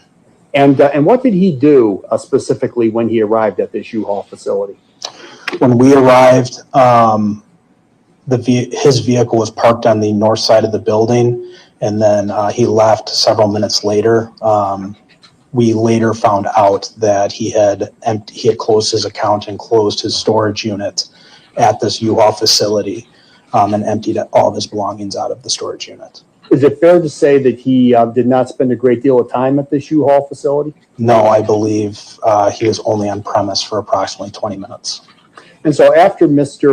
Lychwick finished his business at the U-Haul facility, did he then turn around and drive back to Waukesha County? Yes, he did. And did you and Detective Stern at that point follow the defendant's vehicle back to Waukesha County? Yes, we did. And did you maintain a constant visual on Mr. Lychwick's vehicle? Yes, we did. And did Mr. Lychwick's vehicle make any stops on its path of travel back to Waukesha County? No, it did not. And who's driving your undercover vehicle at this point while you were following Mr. Lychwick? Detective Stern. And while Detective Stern was piloting the undercover vehicle that you were both in, did you utilize your phone to contact somebody? Yes, I called the U-Haul storage facility that we were discussing, and I spoke with an employee there. Detective, just to take a step back, based on your training and experience as a police officer, did you find the location of this particular storage unit in Kimberly suspicious? Yes, I did. Why did you find that sort of storage unit to be suspicious? For several reasons. First off, the location and its proximity to Waukesha, where Mr. Lychwick resides. There's numerous storage units in our city and Waukesha County, as well as Milwaukee County. I also found out that through the search warrant at the residence, he kept detailed notes regarding his budget, and every month he would budget approximately $40 to $50 for gasoline for the month. I thought it was suspicious that being on a fixed income, he would, have a storage unit nearly 2 hours away and burning through that budget in one trip. So to us, it was clear that if he was trying to get a storage unit that far away, he was clearly trying to distance himself from whatever he was trying to put in that storage unit. And when you followed Mr. Lychwick's vehicle back to Waukesha County, did you observe him toss anything out the window when he was driving back? No. And to your knowledge, was Mr. Lychwick the only individual in the vehicle at that time? That is correct. Detective, was there a point in time in which you responded back to the U-Haul facility in Kimberly after you followed Mr. Lychwick back to Waukesha County on December 1st? Yes, I responded back there with Detective Bauer on December 2nd. And was there any particular reason why you had gone back to that facility, sir? Yes, I went back to speak with the U-Haul employee, Brianna Maloney. I believe that's how you pronounce her name. Brianna Maloney. I believe it's Maloney. She was the employee that I spoke to on the phone while riding back to Waukesha with Detective Stern, and she was the one that provided me all the information on the unit being closed and everything that day as well. So I responded up there to speak with her regarding pretty much our statement that she had given to me over the phone. So I took a written statement from her, locking in that conversation, as well as I walked through the storage unit confirming that there was no items left behind. And then I also met with her boss, Kenneth, who ran the U-Haul store, and I reviewed video surveillance from the day prior. And then I was able to gain all those videos of Mr. Lychwick while he was on property at the U-Haul store. And sir, prior to your testimony in court here today, have you had an opportunity to review those surveillance videos from U-Haul? Yes, I have. And so if I was to show you those videos here today in court, would you be able to tell us whether or not those are the same videos that you reviewed at the U-Haul on December 2nd of 2024? Yes, I can do that. Okay. Just one moment, please, sir.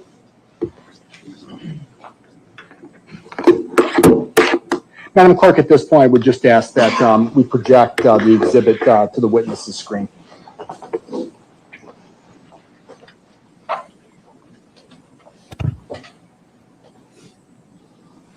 Detective, are you able to see what I just projected on the screen, or what the clerk just did, rather? Yes, I can. Okay. And do you recognize, I can scroll through each of these videos if you would like. It starts with what has been previously marked as State's Exhibit 93 and goes all the way to State's Exhibit Proposed 101. Do you recognize these particular exhibits, sir? Yes, I do. Okay. Would you like me to scroll through all of them? No, I should be okay. Okay. And these are the same exhibits that you reviewed prior to your testimony in court here today, is that right? That is correct.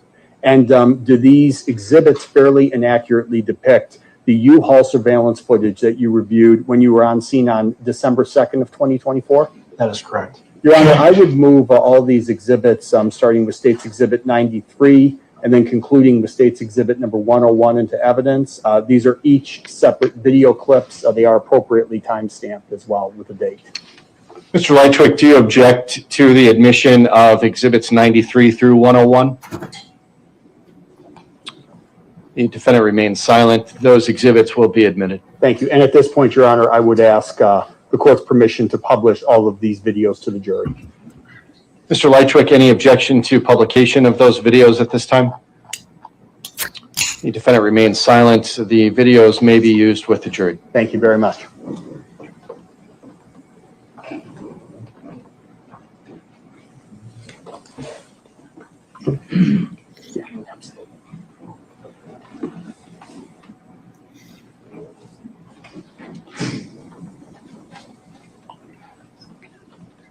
So first and foremost, just to make a record, Detective, can you see the timestamp that's listed on the bottom of this video? Yes, I can. Okay, so when I start this video, this is December 1st of 2024, and it says 15:16 on the video clip. Is that right? That's correct. And do you have any information from U-Haul about whether the timestamp on this particular video was accurate as reflected on this exhibit? It was accurate. Okay, and so this is 3:16 in the afternoon on December 1st of 2024. Is that right? That is correct. Okay.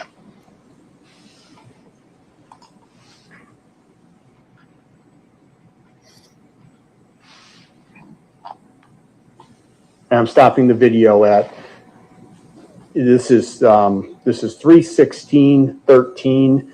Do you see an individual here depicted in this video that's to the right, is towards the right side of the picture, wearing black hair and has a black coat on, sir? Yes, I do. Who is that individual? That is Kevin Lychwick. You've resumed playing the video at this point. Yes, sir.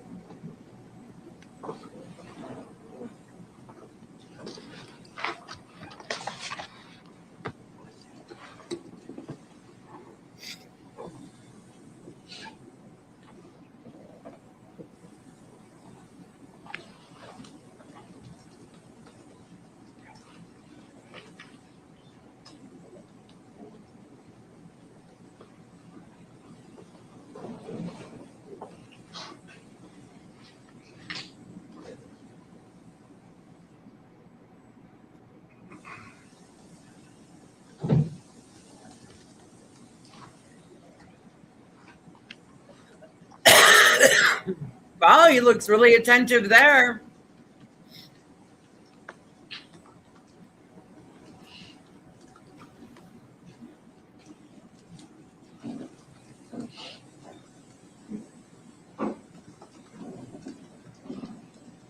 Very attentive. He don't look like a hot mess like he is today.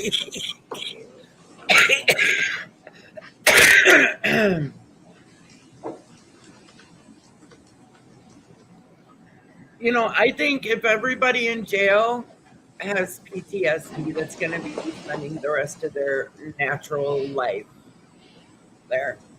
They better get used to it.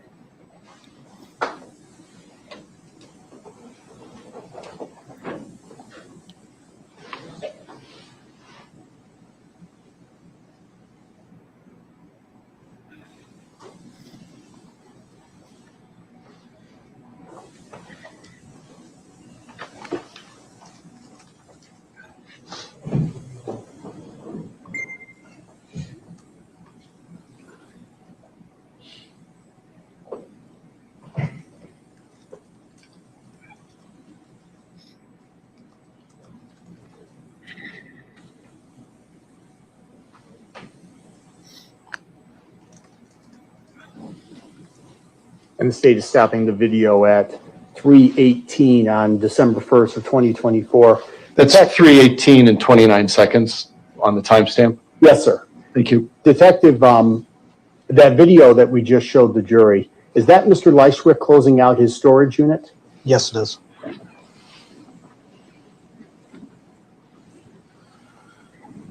This has been now received as State's Exhibit number 94. This is time-stamped as December 1st, 2024, and it looks like 3:18. Is that all correct, Detective? That's correct.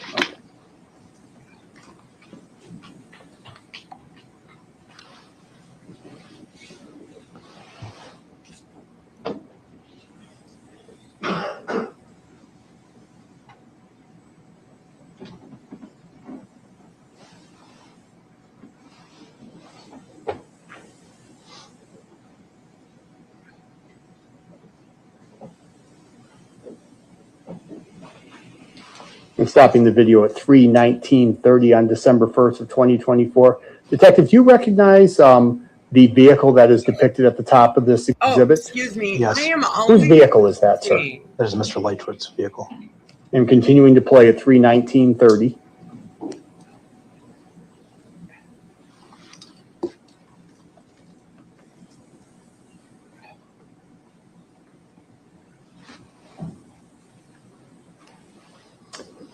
Now, Detective, this has been received as State's Exhibit number 95. Again, this is December 1st of 2024 at 3:23 in the afternoon. Is that right, sir? That's correct. There is a vehicle that is depicted at the top of this exhibit. Do you see that? Yes. Is this Mr. Lychwick's vehicle as well? Yes, it is.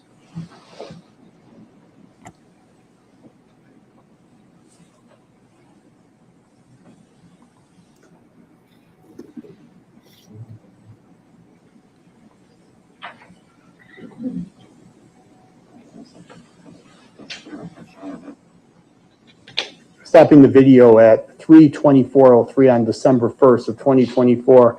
Is there a gentleman that we see in the upper left-hand corner who exits the vehicle, sir? Yes. Is that Mr. Lychwick? Yes, it is. Do you know, based on your review of this footage, what Mr. Lychwick is doing at this point in time? Yes, he's pulled up to this gate that he came in, but this is only a one-way gate. This is only the entrance. So he's trying to motion to employees to open the gate. And then when no one does that, he will get back in his vehicle and then drive around the building and go out the exit. Do you know whether or not this is before or after Mr. Lychwick had cleared out his storage unit? This is after.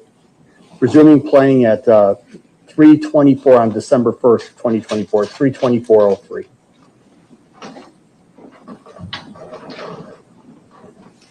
today. Oh.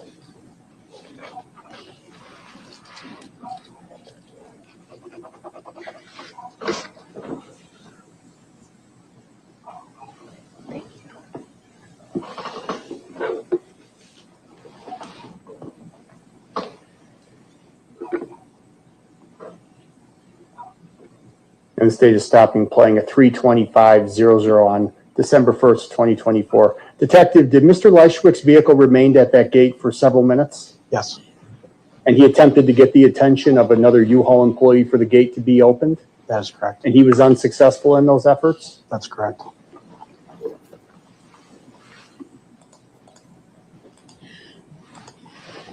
Detective, this has been received as State's Exhibit 96. It's time-stamped 3/14/54 on December 1st of 2024.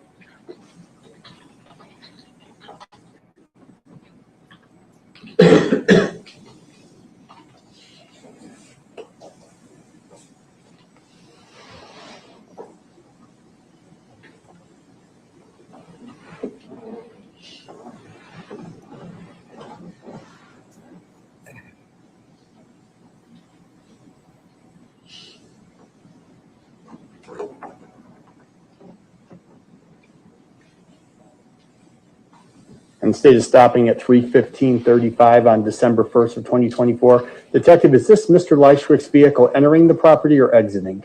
I do not believe that is Mr. Lychwick's vehicle. Okay. The state will resume again 3:15:37.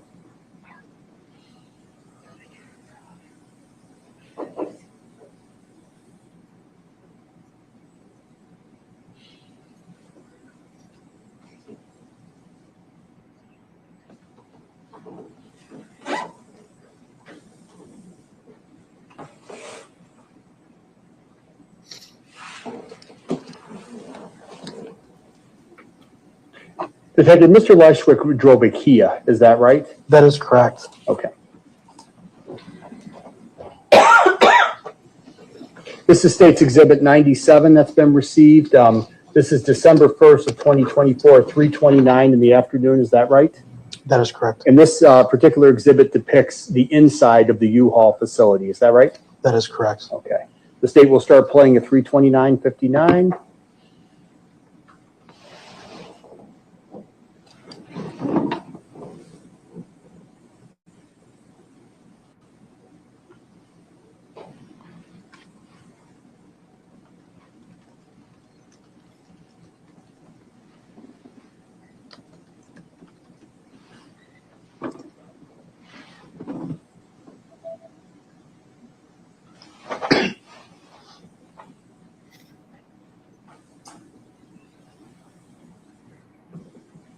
Go eat your food. Mommy made you food. Go eat it.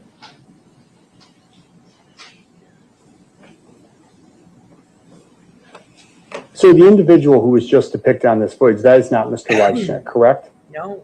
The male is Mr. Lychwick. It is. Okay. Let's back it up then and look at it one more time. Again, starting at 3:29.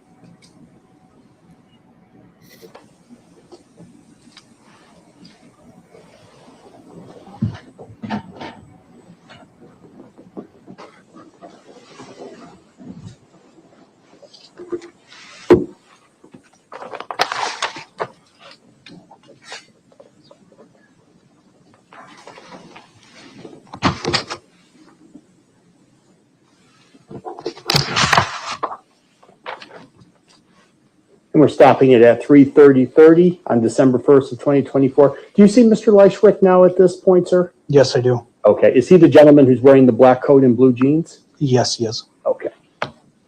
And this particular area of the U-Haul facility, sir, which is this, from your review of walking to the unit that was rented by Mr. Lychwick, is this the area in which his storage unit would have been in the facility? No, so it's a little confusing. I believe right here they're walking back to like the front desk area where as they were appearing there, I think they are coming in from the north side of the building. So after Mr. Lychwick clears out his building, or out of his storage unit, and then he moves his vehicle over there, he eventually will move his car over the north side of the building and then enter into the building. And then this is him entering the building, I believe. So this will be before that. Okay. This next one. This is when he will be clearing out his storage unit. And this is State's Exhibit 98. Is that right, sir? Yes. And this is 3:19 in the afternoon on December 1st, 2024. Correct. And this is the outside area of the U-Haul facility. Is that right? That is correct. And I believe you just testified that Mr. Lychwick's vehicle will be coming into camera view shortly on this particular exhibit? That is correct. Okay, we'll let it run.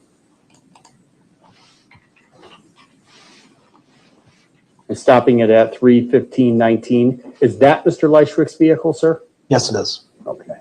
Resuming again, 3:15:19. Hang on, the timestamp, you're reading it wrong, I believe. It's 3:19:41. Is Oh, where you excuse stopped me. it. Yes, that is correct. It is 3:19:41 on December 1st of 2024.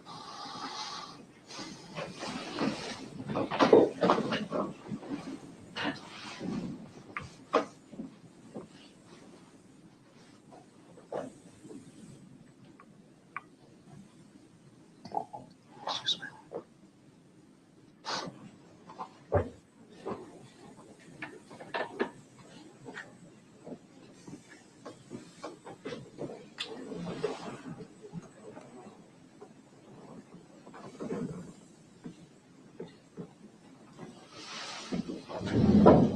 And stopping it at 3:20:16 on December 1st of 2024.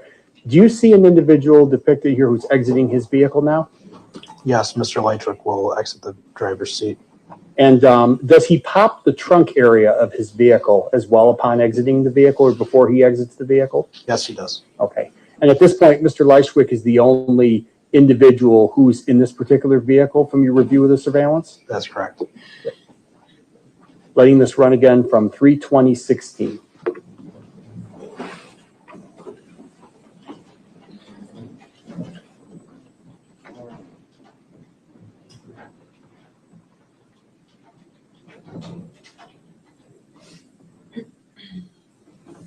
Stopping it at 3:20:32. Where is Mr. Lychwick entering at this particular point, Detective?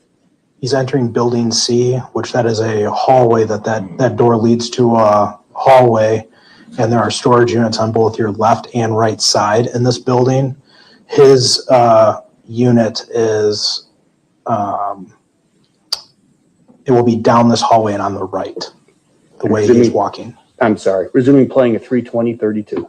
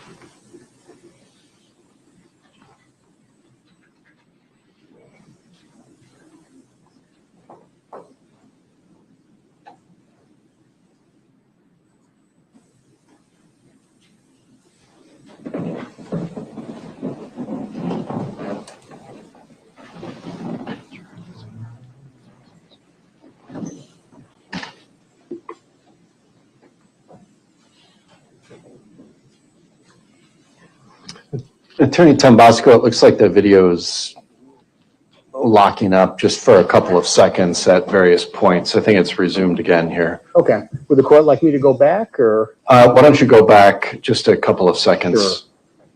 Sure. Okay. And for the record, I'm restarting it at 3:22 exactly. And I'm stopping it now at, looks like 3:21:59, so just a few seconds before. Detective, do you see Mr. Lychwick in this vehicle? He's at the rear of his vehicle, yes. And do you know what Mr. Lychwick is doing at this point? He is loading duffel bags into the trunk of his vehicle. Do you know whether these duffel bags that you're testifying to, were those the same duffel bags that were from his unit? I believe so. Okay. And resuming playing again, 3:29:59.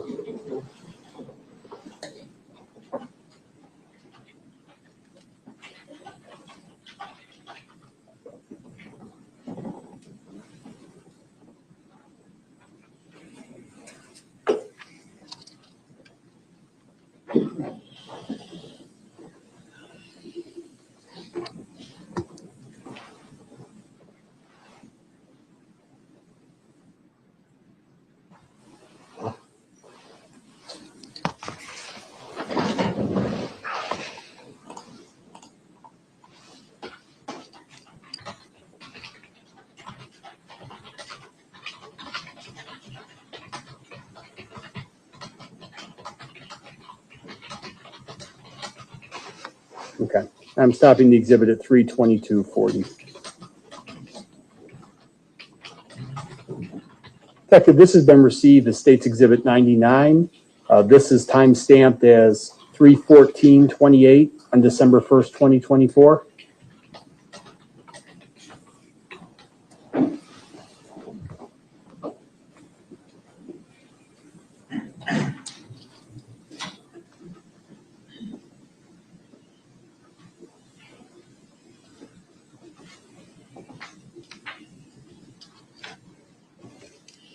Stopping the exhibit at 3/14/48. Is this Mr. Lychwick's vehicle, sir? Yes, it is. Is this the entrance area to the U-Haul facility? Yes, it is.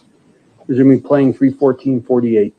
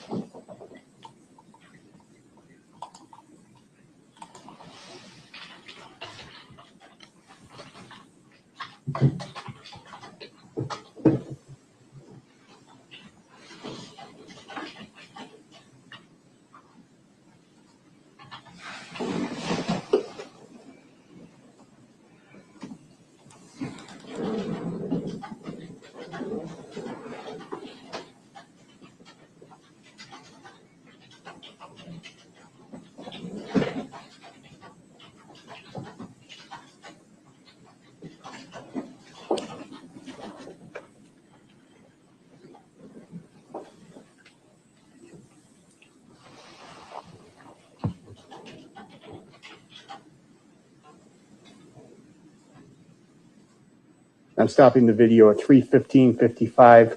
Sir, is that Mr. Lychwick that you see exit the vehicle? Yes, it is. And there's nobody else in that vehicle at that time upon his arrival, is that right? That is correct.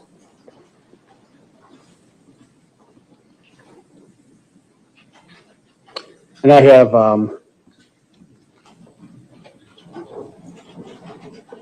looks like just two more surveillance clips I'd like to share with you. The first is State's Exhibit 100.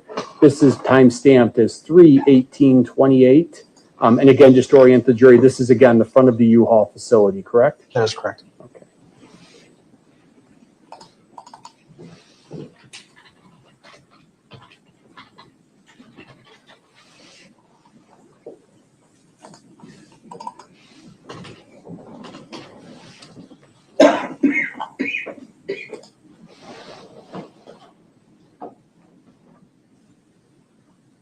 And this is stopped at 3/18/49 on December 1st, 2024.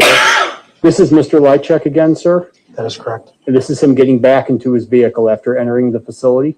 Yes, and then he'll follow the van and then that white SUV into the entrance. Okay. We'll resume playing here at 3/18/49.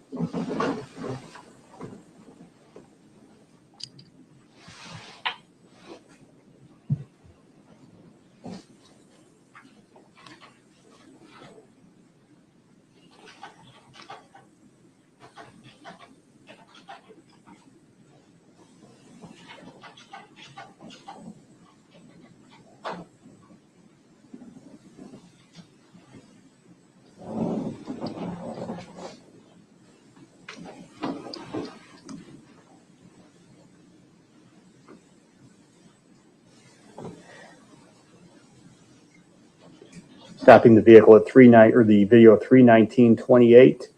And then finally, Detective, timestamp 3/23/24 on December 1st, 2024. This has been received as State's Exhibit 101.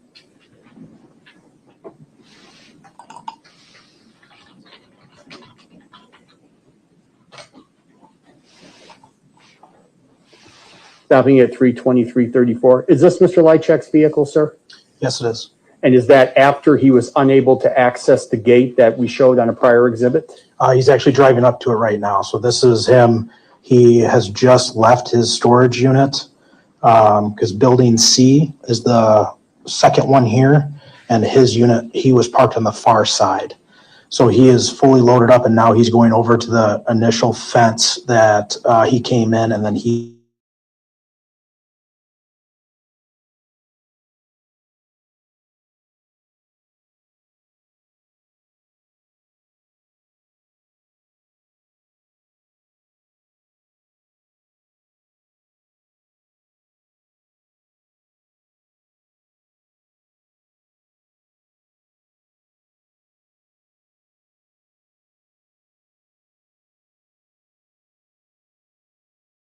I see.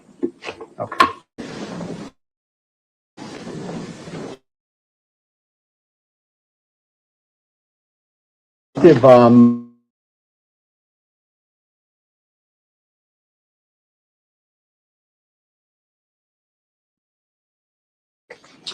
Yes, I asked for what information they had on Mr. Lychwick.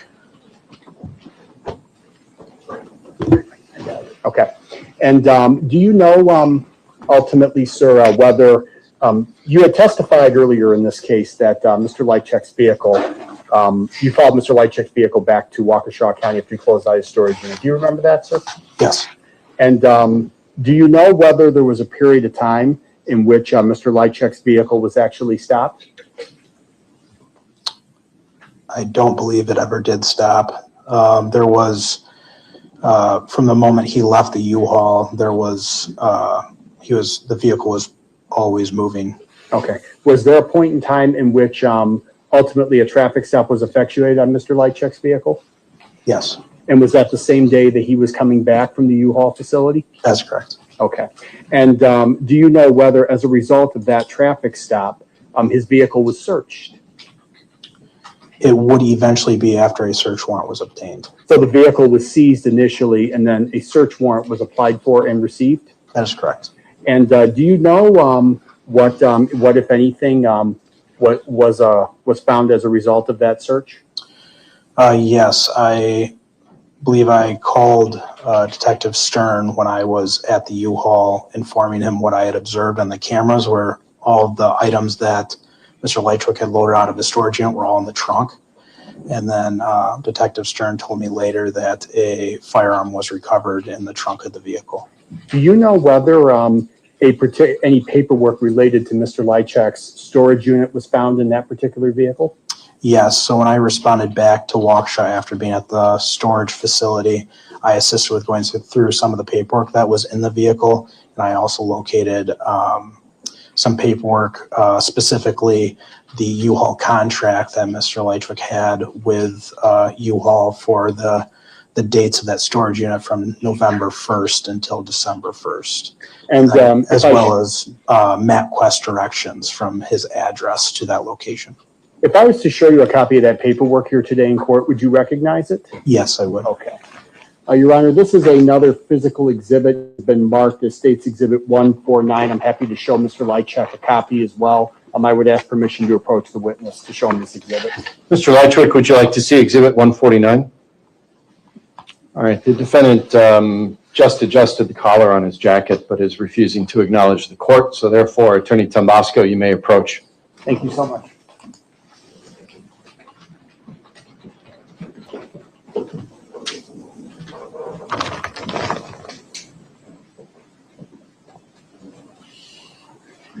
That exhibit has been marked as State's number 149. Is that right? Yes, it is. And is that the paperwork that you recovered? Just one moment. Just make sure it doesn't rub up against the microphone there, please. Thank you. Detective, may I go ahead, Your Honor? Yeah, go ahead. Yep. Detective, if you know, is that particular U-Haul paperwork what was recovered from the search of the defendant's vehicle? Yes, it is. And that fairly and accurately depicts the copy of the U-Haul contract as well? That is correct. Your Honor, I'm out of the exhibit and evidence and ask that it be received. Any objection to the admission of 149, Mr. Lychwick? Mr. Lychwick is not acknowledging the court. Exhibit 149 is received into evidence. Thank you. Detective, is there a name on that particular contract? Yes, there is. What is the name listed on that contract? Konrad Lychwick.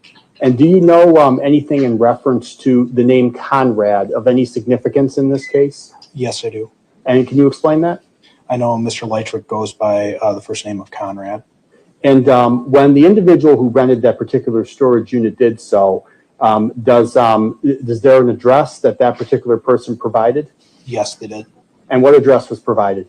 1512 East North Street, apartment number 11. And do you know whether or not that is in fact Mr. Lychwick's address? It is. And does the paperwork contain any information concerning any promotions that U-Haul was running at the time this rental took place? I don't know if there's like any promotions on here, but I do know that the staff members there told me that they were running a 1 month free promotion during that time. And it is indicated on this document, 1 month free. Is that 149? Yes, it is. Okay. That's all the questions I have, Detective. Thank you. Mr. Lychwick, do you have any cross-examination questions? Okay, Detective, you may step down. Thank you. I'll take those exhibits, please. Thank you. The state may call its next witness. The state Brianna Maloney.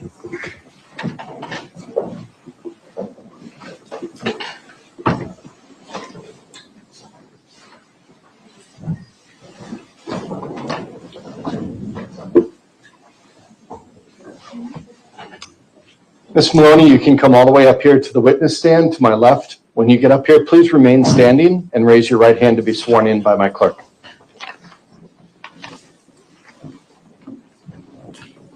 Do you swear that the testimony you're about to give in this matter before the court shall be the truth, the whole truth, and nothing but the truth, so help you God? Yes, I do. All right, you may have a seat. That black bar with the red dot in front of you is our microphone. Just get yourself positioned nice and close to that, where you are. And when you are ready, start by stating your name, spelling your first and last name for the record. Sure. My name is Brianna Maloney, Brianna, Maloney, Maloney. Ms. Maloney, how are you currently employed? I work for the Montana Conservation Corps. And how long have you been employed with the Montana Conservation Corps? Since February of this year. Prior to your employment with the Minnesota Conservation Corps, did you work at a U-Haul facility located at 551 Marcellus Street in Kimberly, Wisconsin? Yes. How long were you employed at that U-Haul location? Roughly 2 years. Were you working at the U-Haul facility in Kimberly on December 1st of 2024? Yes. What was your position at U-Haul at that time? I was an assistant manager. As an assistant manager, what were your roles or responsibilities? I managed and helped take care of 4 storage facilities and also worked one-on-one with customers over the customer service desk. At the time, on or about December 1st of 2024, was this particular U-Haul facility running any kind of special promotion as it related to the first month's rent? Yeah, we gave the first month free to new storage customers. Had that been something that was ongoing and it's done for every new customer, or was that promotion only for a specific time frame? That was ongoing for a longer period of time, yeah. As part of your role as an assistant manager, are you familiar with any receipts or agreements or paperwork that is generated between U-Haul and either a new customer or ongoing customers? Yes, when they sign up to have a storage unit with us, they sign a rental agreement, and then we also have a digital contract online in our own system. When someone closes out a storage unit or closes out their account, are they then provided with any kind of receipt once that closeout is completed? No. Okay.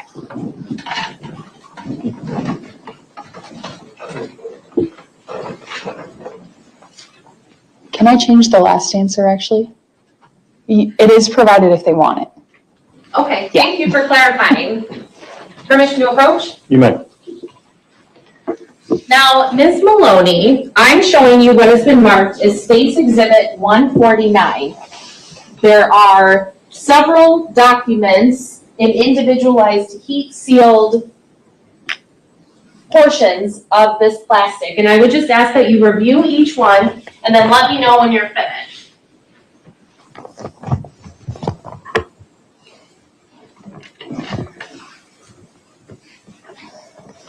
Yeah, I'm done. Okay, now in looking at Exhibit 149 and each of those documents, are you familiar with those or have you seen those before? Yes, I've seen all of these, and the map of the facility actually has my handwriting on it. It does, okay. Now, with this particular set of paperwork in front of you, can you see a customer's name anywhere on any of those documents? Yeah, on actually the move-out receipt, Konrad Lychwick. Okay, now, when you were working on December 1st of 2024, did you make face-to-face contact with this customer named Konrad Lychwick? Not face-to-face, no. Are you aware of whether Mr. Lychwick came into this U-Haul facility to move out his items and close out his account? That I am aware of, yes. How are you aware of that? I was in the general vicinity when it happened. I wasn't in the same room. And my colleague that I was working with at that day let me know of the situation because he had come in to ask for our assistance with the move out. And then, did Mr. Lychwick have any balance, or did he have to pay anything once he closed out his storage unit? No, he did not. Does it say on that receipt what the storage unit number was? Yes, room 679. Okay. Now, do you recall maybe morning or afternoon when Mr. Lychwick had come to the U-Haul facility, or at least do you remember when you first knew that he was there? Yes, it was in the afternoon, maybe between 3 and 3:30. Okay. Now, what is standard practice for U-Haul employees once somebody moves their items out of a storage facility if they've closed their account? Standard practice is we close their account and then we'll go outside or to wherever the unit is. We verify that there's no longer a lock on the unit and verify that there's no items left in there. And then if that is the case, that it's empty, we make it ready to rent for the next customer. The afternoon of December 1st of 2024, did you receive a call from law enforcement regarding Mr. Lychwick's storage unit? Yes. Was that out of the ordinary for you to get a phone call from law enforcement about a customer storage unit? Yes, very much so. What, without telling me exactly, sorry, strike that, I'll rephrase that. Did the officer who was on the phone with you ask about a customer named Konrad Lychwick? Yes, he said Kevin or Konrad, but yes. Okay, thank you for correcting me. Mm-hmm. Were you able to answer him in terms of whether you knew of a customer by the name of Kevin or Konrad Lychwick had been on the premises? Yes, I told him that we did have him as a customer about 15 minutes before because he had just finished moving out and left already. At that point, did you go and check to make sure all of the items were removed from that storage unit? After the phone call, yes. Okay, about how long was the phone call, do you know? Maybe 5-10 minutes long, not very long. Had Mr. Lychwick already left the premises when you got the call from law enforcement? Yes. Okay. Now, did you end up speaking in person with any law enforcement officers on December 1st of 2024? I don't believe we spoke in person on that day. It was the following day that they came in and I spoke to them that day. Okay.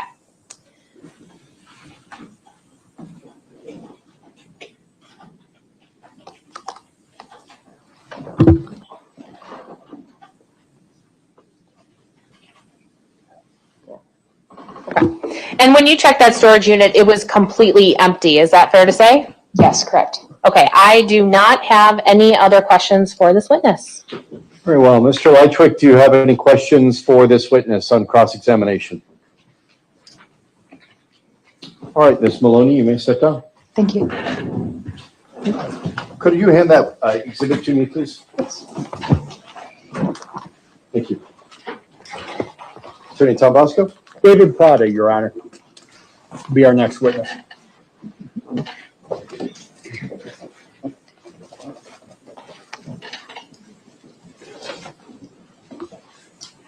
All right, so you can come up to the witness stand. When you get up here, please remain standing and raise your right hand to get sworn in by the clerk. Do you swear that the testimony you're about to give in this matter before the court shall be the truth, the whole truth, and nothing but the truth, so help you God? I do. You may have a seat. Get yourself situated nice and close to the microphone, and when you are ready, please start by stating your name, spelling your first and last for the record. My name is David Plata, D-A-V-I-D. Last name is Plata, P-L-A-T-T-A. You may go ahead. Thank you very much. And good afternoon, Mr. Plata. Can you please tell the jury what your rank within the Waukesha Police Department is, sir? I'm a specialist at the Waukesha Police Department. And how long have you been with the Waukesha Police Department, sir? I'm in my 23rd year. And directing your attention to October 30th of 2024, did you respond to 1512 East North Street? Yes. And did you respond to assist with the death investigation at that time, sir? Yes. And when you arrived at that particular location, were you tasked with specifically assisting with the search of apartment 13? Yes. And apartment 13, who resided in apartment 13 at that particular residence? At the time, it was victim Carlos. Okay. Is his last name Maldonado? Yes. And at the, did you in fact make entry into that particular apartment, sir? Yes.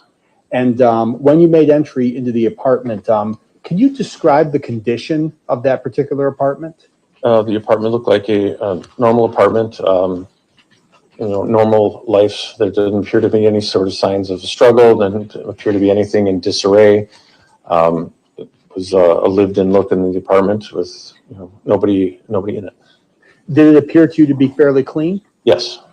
And 2 days later, then, directing your attention to November 1st of 2024, did you respond back to apartment 13 at that particular residence? Yes.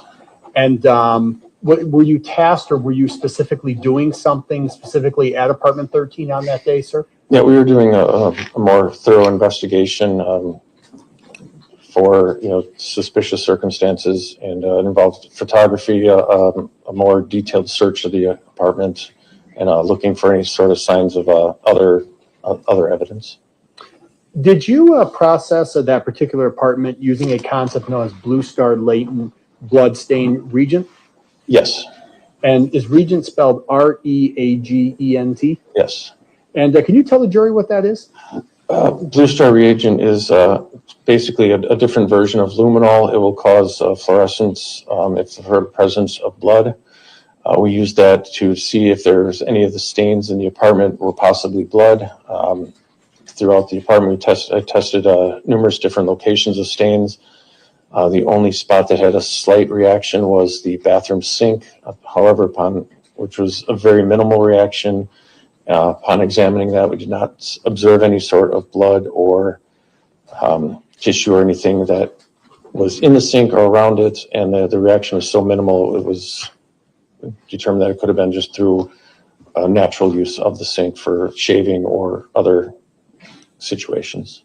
If Carlos had been killed in that, or excuse me, Mr. Maldonado had been killed in that particular apartment that he lived in, would you expect to have seen more of a reaction when you did the blue star latent bloodstain reagent? It would depend on how or where he was killed. If he was killed on something that in there that could have been removed and that would have absorbed any blood, then we would not have had any reaction. But if it was not, we would probably expected to find at least some sort of reaction or something. If he was injured, that there would be something like where he tried to clean up from an injury that, you know, there would be the reaction in a tub or a sink or somewhere. And do you have any specialized training and experience that allows you to appropriately operate this Blue Star latent bloodstain region analysis? Yes, I've had training from the Milwaukee Crime Lab for the use of this reagent. And just in terms of your experience, how many times have you utilized this practice in the scope of your employment? About a total of 6 times so far. Now, Detective, directing your attention now a little bit forward to December 2nd of 2024. On that particular day, were you called to provide service for the search warrant? Yes. And you were called in to provide service of a search warrant regarding Mr. Lychwick's vehicle, is that right? Correct. And when you arrived on the scene where Mr. Lychwick's vehicle was, were you asked to do something specifically? I assisted with the collection of evidence from the vehicle. My partner did most of the photography of it. Once evidence was collected and secured, I assisted in processing a couple of items that were recovered. Do you know whether there was a particular boot that belonged to Mr. Lychwick that was recovered from the vehicle? Yes, there was a heavier outside utility type boot. Type of boot, sir? Yes. Okay. And did you do anything specifically with reference to this boot? Yes, I observed that there was kind of a reddish stain on the boot, so we collected a couple of swabs of it in case it was possibly blood for further analysis. And you used the word swab. Can you elaborate on that a little bit? What do you mean by swab? For swabs, we have, they're sterile swabs. They're basically like a large Q-tip. They come in a package of 2. It's sterile from there. We remove it. We swab the item with like a wipe or 2, kind of like we're wiping it down, and then secure it into a sterile packaging for a cardboard box in order to maintain the integrity of any possible like DNA evidence from it. And did you swab specific areas on this boot? Yes, the areas of the reddish substance. And just to remind the jury again, which areas did you observe the red substance on? It was on the bottom of it and a little bit on this side of the boot. Based on your training and experience, is that red substance consistent with that of being human blood? At the time, I did not know if it was just suspected blood. I would not be able to say for sure at the time if it was 100% human blood or not. It just was a suspicious reddish substance at the time. And what happened to the swabs that you actually executed with respect to this item? What happened after you finished with them? I packaged them and sealed them, and I believe my partner would have taken them down to the crime lab at some point. And who was your partner at this point? Specialist Andrew Schmidt. And did you collect a total of 4 sets of swabs as it relates to this boot? Yes. When you were assisting with the search of Mr. Lychwick's vehicle, were you made aware of any firearms that were inside the vehicle? Yes, there was one firearm located. And do you know where this firearm was located? I believe it was located in the trunk. And when you were on scene, were you asked to also swab this particular firearm? I did not swab the firearm on scene. We collected the firearms and all the rest of the evidence. Once we got it back into our processing area, then that's where I swabbed the scene as we could maintain it in as sterile of an environment as possible for processing. So basically the reason why you did not swab that firearm on scene was the environment was not appropriate. Yes, correct. It was outdoor in our pole barn with numerous other items nearby. We wanted to keep it secured, isolated, so to prevent any sort of cross-contamination. Once we were able to finish that, we brought the items in so I could swab it in a more sterile environment to avoid any sort of contamination. And when you completed the swabs of both the boot and this firearm, were you wearing gloves? Yes. And why were you wearing gloves? To prevent any sort of contamination from either my DNA getting onto the item or, transferring DNA from other items. Is that a standard practice in your department? Correct. We handle items with gloves, and then when we're going to do DNA, we set up the items, set up our area, put on a fresh pair of gloves that has not touched anything other than anything until we are ready to swab the items, at which point we grab the sterile swabs, process the firearm, secure everything, and then repackage it. So the pair of gloves has not touched any items belonging to the suspect, myself, or the PD. They are removed from the box, put on, process the firearm, and then items are secured. And the firearm that you located in Mr. Lychwick's vehicle, was it a silver Luger P-08? Yes. And in terms of the area that you swabbed this firearm, which areas did you swab specifically on this firearm? I swabbed the grip area of the firearm, I swabbed the slide of the firearm, and then the trigger area of the firearm. And why did you swab those particular areas of the weapon, sir? Just from firearm handling, I know those are the primary areas that somebody will manipulate. So I try to collect those 3 swabs to have the highest potential for locating a person's DNA on the firearm. So the reason why you swabbed those particular areas is because those are the commonly used areas. If an individual's DNA would be on the particular firearm, those would be the areas. Yes. Is that an appropriate clarification? Yes. Thank you. And do you know ultimately, sir, the swabs that you collected from this Luger firearm, what happened to them after you finished with them? Again, my partner, Specialist Schmidt, took them down to the crime lab for testing.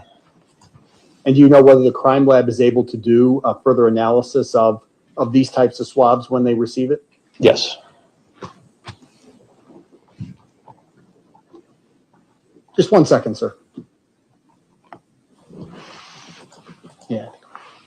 That's all the questions I have. Thank you, sir. Mr. Lychwick, would you like to ask any cross-examination questions of this witness?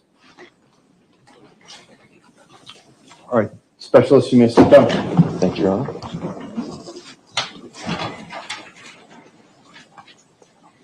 Okay, fair enough. Your Honor, our next witness would be Specialist Andy Schmidt. Okay.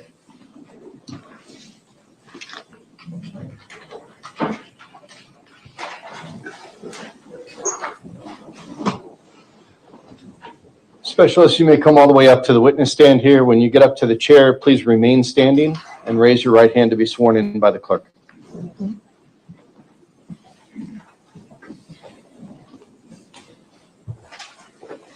Do you swear that the testimony you're about to give in this matter before the court shall be the truth, the whole truth, and nothing but the truth? So help you God. You may have a seat. Get yourself positioned by the microphone there, and when you are ready, start by stating your name, spelling your first and last for the record. Yes, Your Honor. My name is Andrew Schmidt. Last name is spelled S-C-H-M-I-D-T. And your first? Andrew, A-N-D-R-E-W. Thank you. May I proceed, Your Honor? Go ahead. Thank you. Specialist Smith, where are you employed, sir? City Waukesha Police Department. And how long have you been in law enforcement? I'm in my 21st year. And as a specialist, are you assigned to a specific area, or can you just tell the jury a little bit more? What does it mean that you're in fact a specialist? I work in our evidence and forensics unit, which is a promotional position from the patrol position. And sir, directing your attention to November 8th of 2024, on that particular day, do you recall transporting some items to the crime lab for analysis? I do. Okay. And can you just tell the jury a little bit more? So what is the process by which items that are seized are brought to the crime lab for further analysis? It depends on the type of case that we're investigating.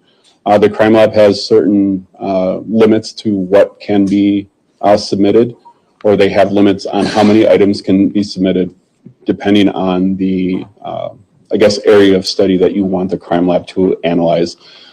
For example, DNA initially will usually only take 10 items, sometimes less, sometimes more, depending on the approval process that you have to go to.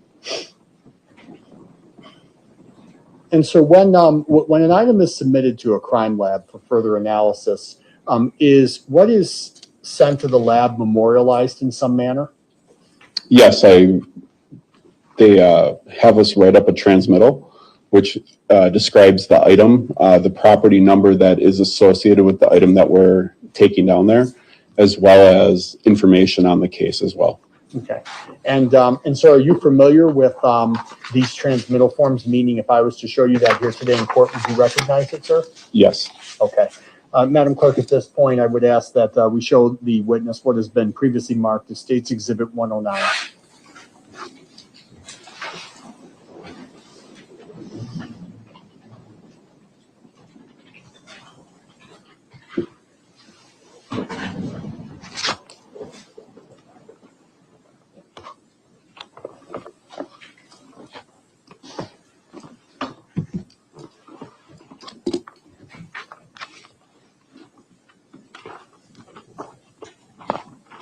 So are you able to see the exhibit or no? You have to slide it over. Okay.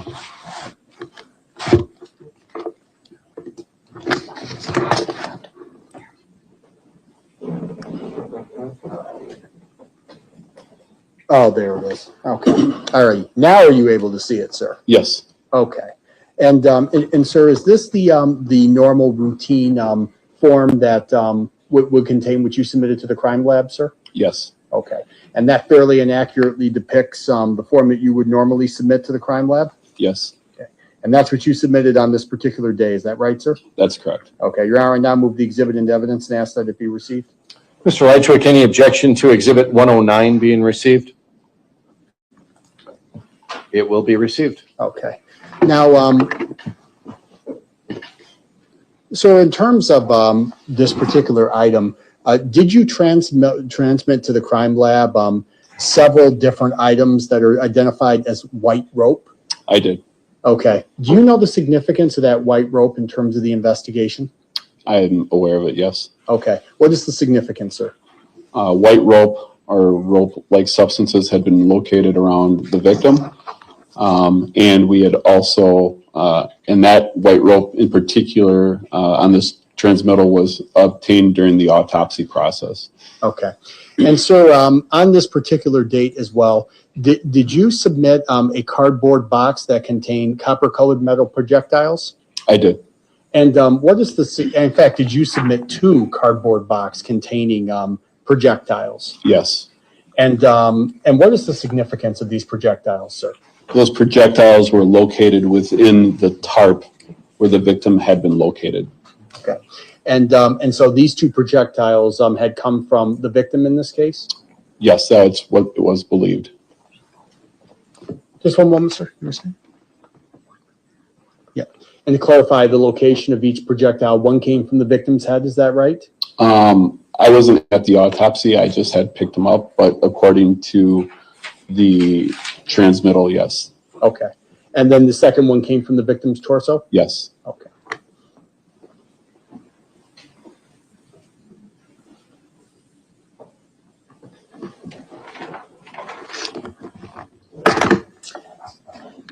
Special Smith, directing your attention now to December 2nd of 2024. Were you involved in the search of the defendant, Mr. Lychwick's vehicle on that particular day? Yes, I was. And in his particular vehicle was a Kia, is that right? That's correct. Would it be fair to say that the Kia was a gray-colored vehicle in nature? Yes. And in terms of the search of the vehicle, where specifically did this vehicle search take place? The vehicle search took place in the Waukesha Police Department's pole barn. Okay. And was the vehicle actually transported there from the site of a traffic stop? It was, yes. And why was the vehicle transported to that particular location that you just testified to so the search could commence? Because we wanted to search the vehicle, and we knew that there were several items in that vehicle. So the pole barn was chosen because there was more room to operate and to conduct a better and methodical search. And you used the word methodical in terms of the vehicle search. What do you mean by that? Can you clarify that just a little bit more? Knowing how this investigation was going, we wanted to make sure that we searched the vehicle thoroughly and also documented the items that we removed from the vehicle appropriately. I've been a part of searches in the past where vehicles kind of get ransacked and people don't understand where items came from. That's not what we wanted to do with this investigation. We wanted to make sure that everything was thoroughly documented and where it came from. Okay. And in terms of the Is it fair to say that the search of the vehicle was not only methodical, but it was deliberate as well? It was. Okay.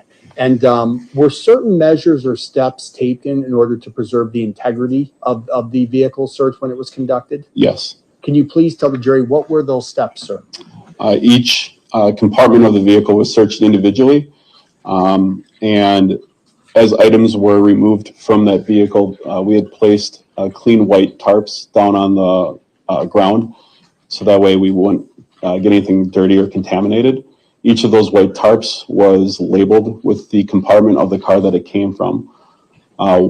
We didn't move on to another compartment of the vehicle until we were done and satisfied that we had thoroughly searched that compartment of the car and we had satisfied what we were looking for. So essentially you put out separate labels to denote each specific area of the vehicle so you knew what item came from what location of the vehicle. That's correct. And that was for better record keeping labor, so there was never any doubt about which item came from what location. That's correct. Okay. And to your knowledge, do you know whether Mr. Lychwick's vehicle trunk was searched? It was. Okay. And as a result of that search, do you know whether any particular firearms were located, sir? A firearm was located in the trunk, yes. And what type of firearm was that, if you recall, sir? It was a semi-automatic pistol that was of the Luger style from a World War II era. And sir, if I showed you a copy of that firearm here today in court, do you think you would recognize it from the search? I would.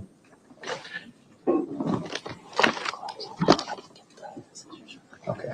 Yeah, may I approach the clerk to obtain some scissors and gloves? You may. Okay. Okay. I got the gloves here. Do you have a pair of scissors, Madam Clerk? Thank you.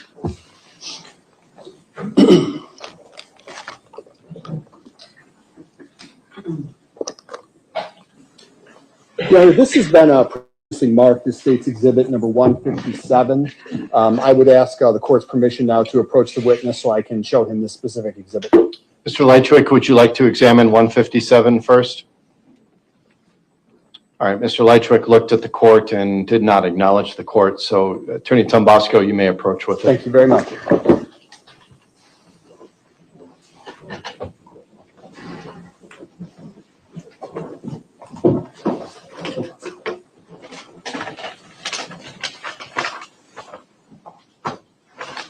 And Your Honor, just so the record is clear, I've also supplied this witness with a pair of scissors from your clerk, as well as a set of black gloves as well. Detective, do you recognize that exhibit? Yes, this is the gun box that the firearm that we had seized from Mr. Lychwick's vehicle was collected in. And you are aware which type of firearm is located within that particular glove box? I am. And there is something taped to the package of that exhibit. Is that right, sir? That is correct. What is that? The bullets that were included with the magazine originally, and the 2 test-fired projectiles that came from the crime lab that were also packaged originally inside the box. And can you give us a little bit more? What exactly is a gun box, sir? A gun box is a standard cardboard box that we typically package firearms in. And is that box completely sealed, sir? It is. Okay. And that is indeed the firearm as you recall it when it was seized from Mr. Lychwick's vehicle? Yes. Your Honor, I'm over the exhibit and evidence and ask that it be received. Any objection to the exhibit 157, Mr. Lychwick? Mr. Lychwick is not responding. That will be received. Detective, I'm going to ask you with the court's permission in a few moments to actually break the seal on that particular gun, but is it completely sealed at this point, sir? It is. And why is that? So that way we don't have any cross-contamination issues later on. And is that firearm labeled in some manner?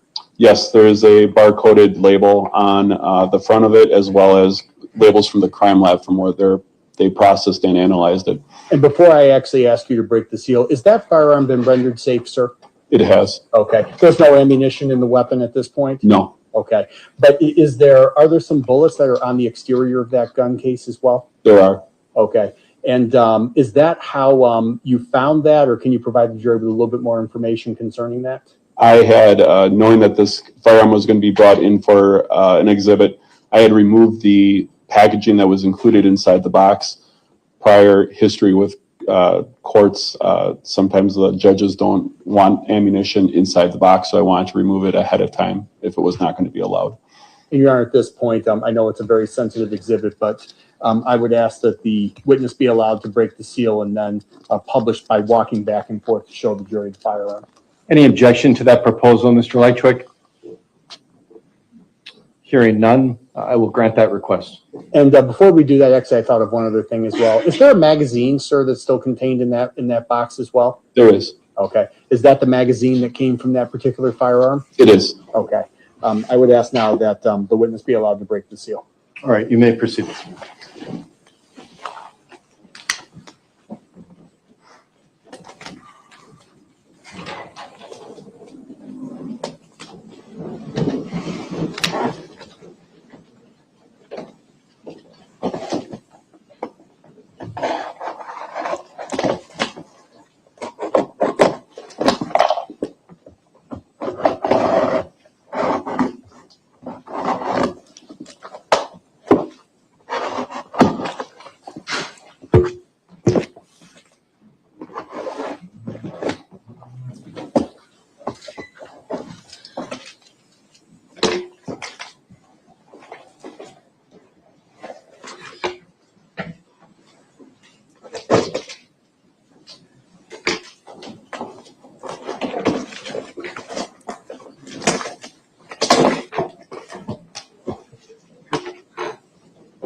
And sir, if you wouldn't mind just doing a couple of passes back and forth so the jury can actually see what it is that you're actually holding in your hands, sir.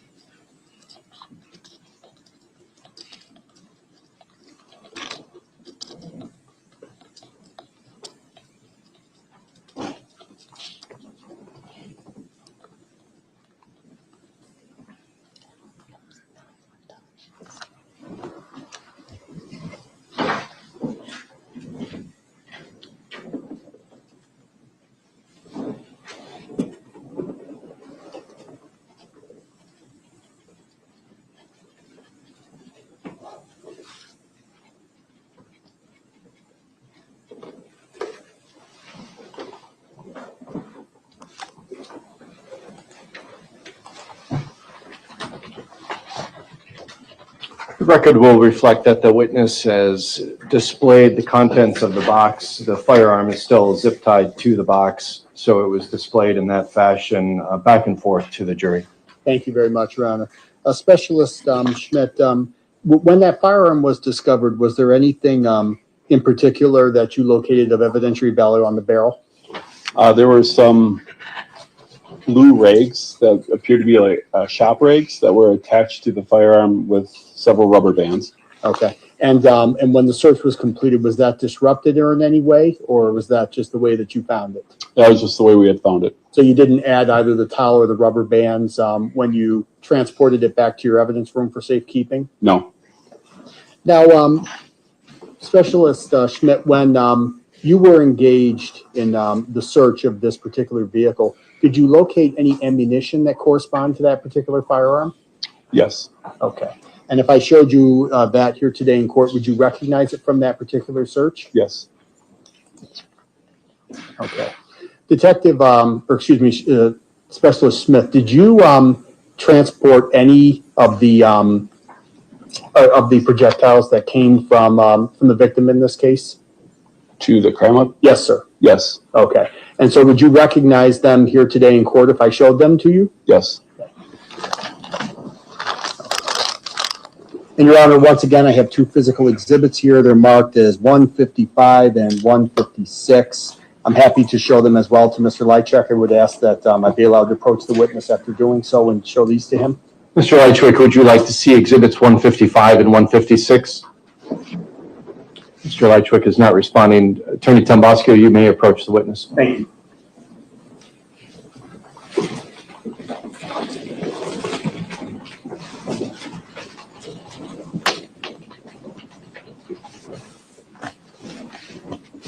So showing me what's been marked as State's Exhibit 155 and 156, can you please just tell us what are those two exhibits, sir? The two exhibits are cardboard boxes with our Waukesha police evidence inventory labels on them. And then heat sealed above them are 2 metal projectiles. And do you know whether those 2 projectiles were the ones that came from the victim in this case? Yes, those are the ones. And again, you did transport those to the lab for further analysis, is that right? I did. Okay. Your Honor, I now move the 2 exhibits into evidence and ask that it be received. Any objection, Mr. Lychwick, to 155 and 156? Hearing no objection, they are received.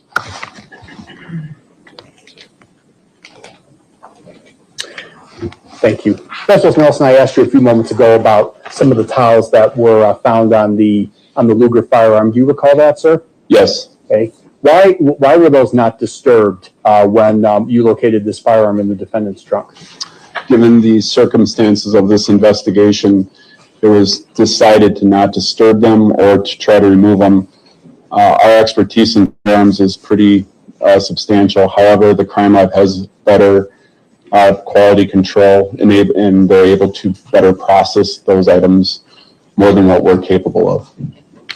And so was there a point in time in this investigation where you made another run and brought additional items to the crime lab? I transported items 2 separate times to the crime lab, yes. Okay. And do you know whether one of those times involved buccal swabs that came from Mr. Lychwick himself? Yes.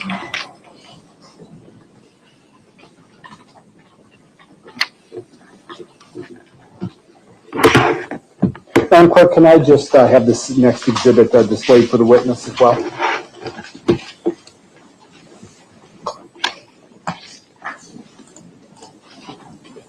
So are you able to see this on your screen? Yes. Okay. And this has been marked as State's Exhibit number 108. Is that right, sir? That is correct. Okay. Do you know approximately when you transmitted? Well, actually, let me back up and ask it this way. This is another form for transmittal of evidence to the crime lab. Is that right, sir? That is correct. Okay. So this is another example of something that you brought to the state crime lab for further analysis. Is that right? It is correct. Okay. And when we scroll down on this particular form, does it indicate what specifically you brought to the crime lab? It does. And what did you bring to the crime lab, sir? 4 DNA swabs from the defendant, obtained from his left and right cheek. And do you know when these were brought to the crime lab, sir? Shortly after December 6th. Yeah, I now move the exhibit in evidence and ask that it be received. Any objection to this exhibit, Mr. Lychwick? There is no objection from the defendant. Attorney Tambasco, this was 108. It is, let me scroll up really quick. It is 108, Your Honor, that is right. That will be received. Okay. So when a buccal swab is typically brought to the lab, is it very common for such a sample to be later tested by the crime lab? If it's requested to, yes.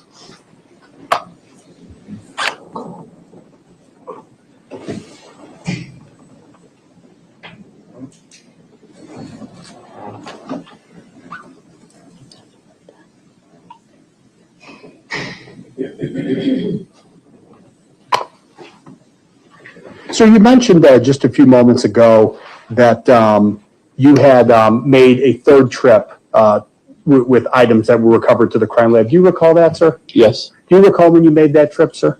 I made a trip December 5th, I believe. Okay.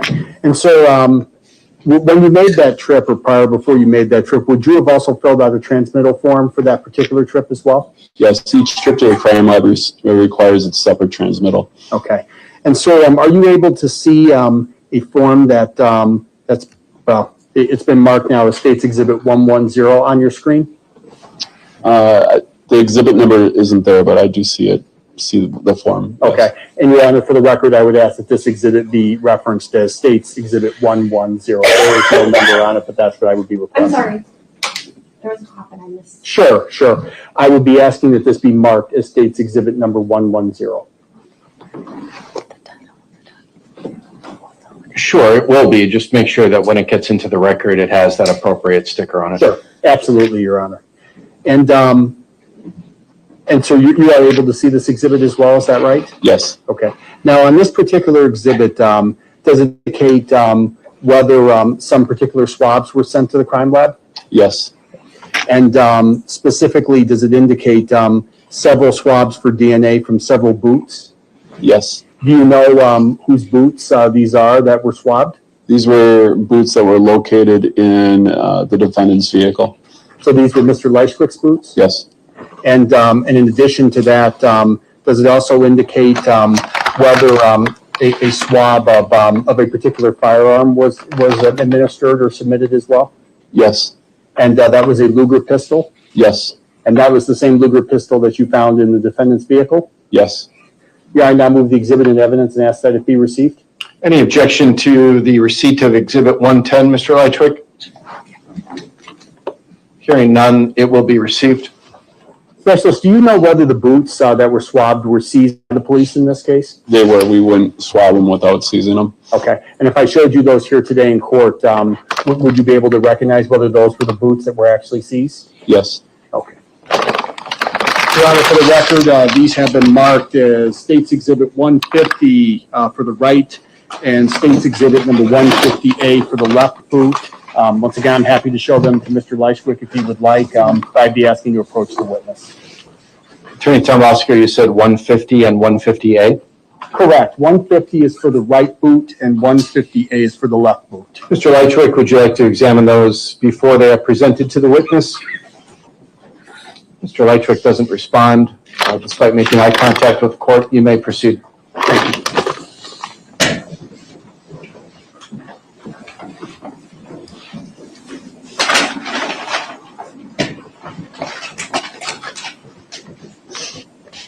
So just to kind of set the stage a little bit, those two exhibits that I handed you, they are sealed, is that right? They are.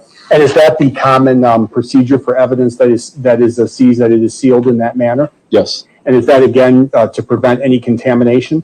Yes. And so those two particular items have not been tampered with or altered with in any way? They are just as you received them, they were recovered from the defendant's vehicle? Yes. Your Honor, I move the exhibit into evidence and ask that it be received.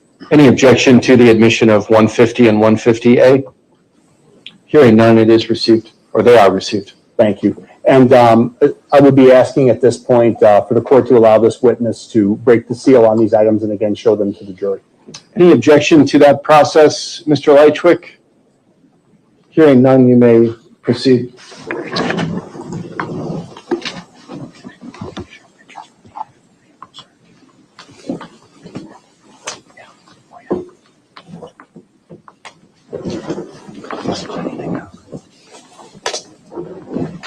Is there any particular order you want me to open them?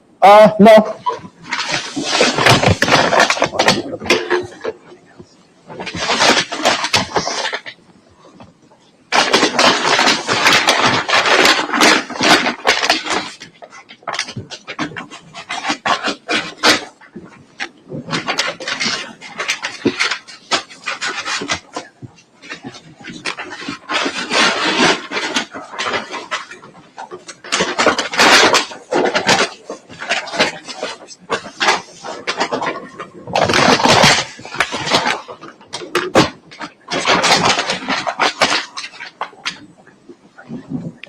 Yeah, that's the first one open. Yes, yes. Okay. So, sir, I would, with the court's permission, of course, I would ask that you just do a couple of passes so the jury can actually see. Why don't we have both booths opened and then they can be published at the same time? Perfect. Yeah. For sure.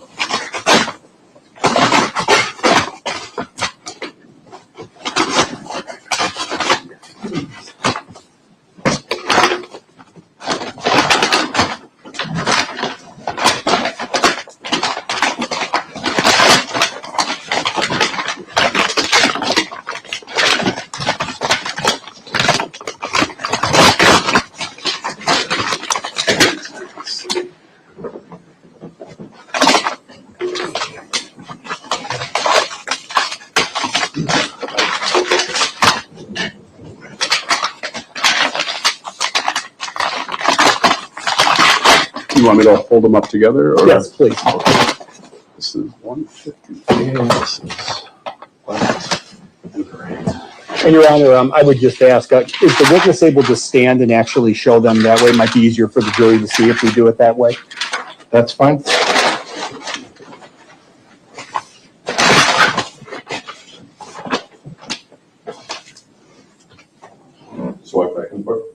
I think I just said that we'd like you to just stay at the witness stand. If you could just hold them up, and I'll ask that the record reflect the witness is holding up both the boots that have been received as an exhibit for the jury's view. It will reflect.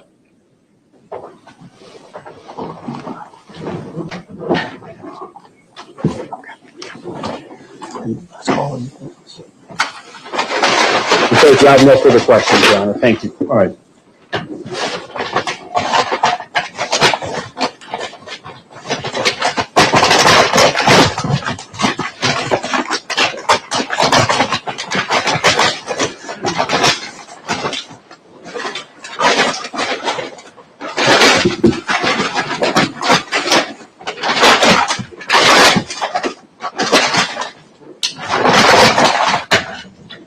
Mr. Lychwick, would you like to ask this witness any questions on cross-examination?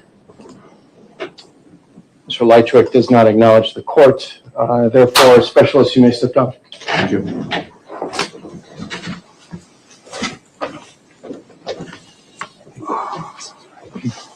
Do you want these items? You can, I'll tell you what, why don't you hand me the items except for the box? Okay. I'm going to have my deputy or one of the deputies take possession of the box for right now. Judge, we're actually going to need that for the next witness. Is it okay? Can we just leave it in close proximity so I can have my next witness reference it? Thank you. Do you have another witness you want to call this afternoon? We do. We have Jessica Crawford, Your Honor. Okay. Okay, the court may call its next witness. Or, excuse me, the state may call its next witness. We call Jessica Crawford, Your Honor.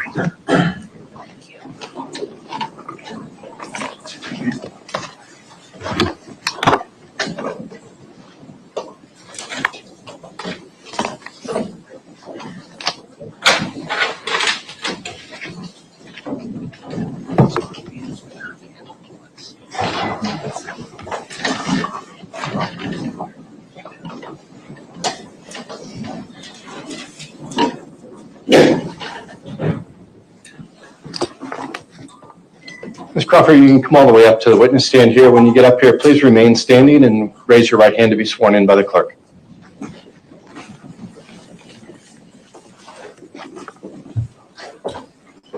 Do you swear that the testimony you're about to give in this matter before the court shall be the truth, the whole truth, and nothing but the truth, so help you God? I do. You may have a seat. When you get yourself positioned by the microphone right there, start by stating your name, spelling your first and last for the record. My name is Jessica Crawford, JESSICA-CRAWFORD. You may proceed. Thank you. And good afternoon, Ms. Crawford. Can you please tell the jury how you're employed? I am a firearms and tool mark examiner with the Wisconsin State Crime Lab, Milwaukee Laboratory. And specifically, are you employed within the Division of Forensic Science? Yes, that's correct. That's forensic sciences, right, plural? Correct. Okay. And your official title is Firearms and Tool Marks Examiner, is that right? That is correct. Okay. And how long have you held your current position, ma'am? Approximately 10 years. And do you have any specific education that qualifies you to hold your current position? I have a Bachelor's of Science from Fort Hays State University. And have you completed any specialized training or experience that qualifies you to hold your current position, ma'am? Yes, I have completed the Firearm and Tool Mark Examiner training program that is provided by the Wisconsin State Crime Lab. And as a part of your career, do you participate in any continuing education and or training requirements? I do. And does this allow you to remain current on topics in your field? It does, yes. Yep. Can you give the jury just a sample? What sort of continuing education or training do you participate in? So we receive what we call proficiency tests. We receive a few of those each year that test us on the different disciplines in which we work. These are provided to us by a third-party organization and given to us in the form of a black box study. So essentially, we don't know the results. We do the work as casework, and then we return the results to the organization, and they provide us with results after the fact to ensure that we are staying competent on the work that we provide. And throughout your career, have you ever been asked to present at conferences regarding topics in your field? Yes. And can you give the jury a sample? What topics have you presented on? I present on evidence handling. I have presented on firearm and tool mark examination, and I have presented on Daubert hearings, which is a motion throughout the courts. And have you testified in court before, ma'am? I have, yes. How many times have you testified? About 120 times. And Ms. Crawford, are you familiar with a concept that's known as firearms identification? Yes. Can you please just tell the jury, what is firearms identification? With firearms identification, we are looking at firearms and firearm-related evidence like fired cartridge cases and fired bullets or projectiles. And we are comparing the fired bullets and projectiles to the firearm or to each other. And as part of the 120 times that you've testified in court, have you ever testified regarding firearms identification? Exclusively.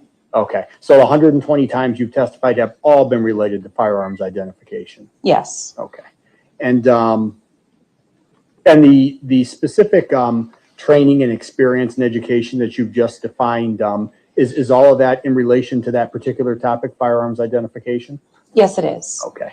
And ma'am, are you familiar with a document that's known as a statement of qualifications? I am. Okay. And can you tell the jury, what is that?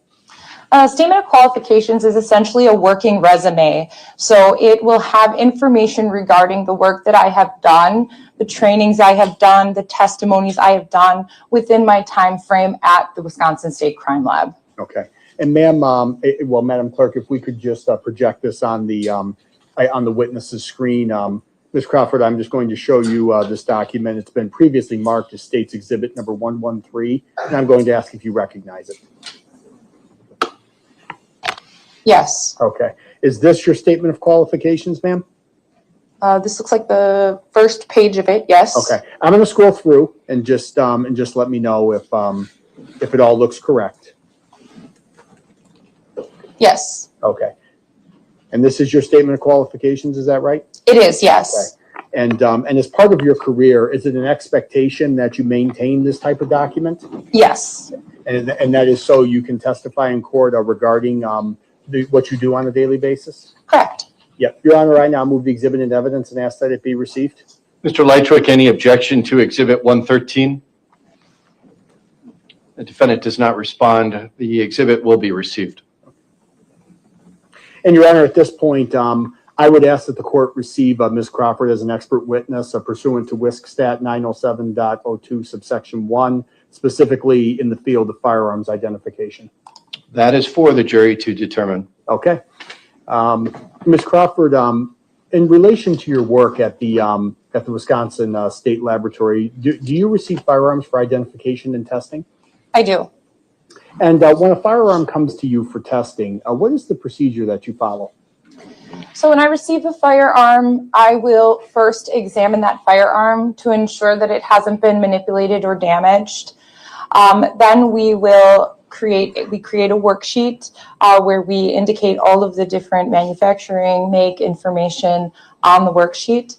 Once I've gone through the entire firearm, ensure that it is safe to fire, we perform 2 test fires of every firearm where I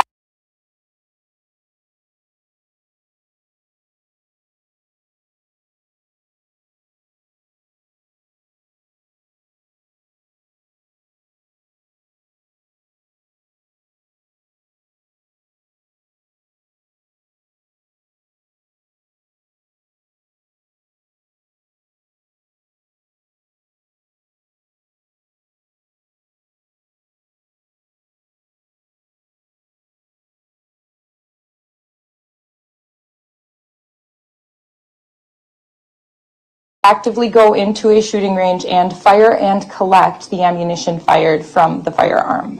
And where do you get your hands on the ammunition that you use for test firing, the weapons that you receive?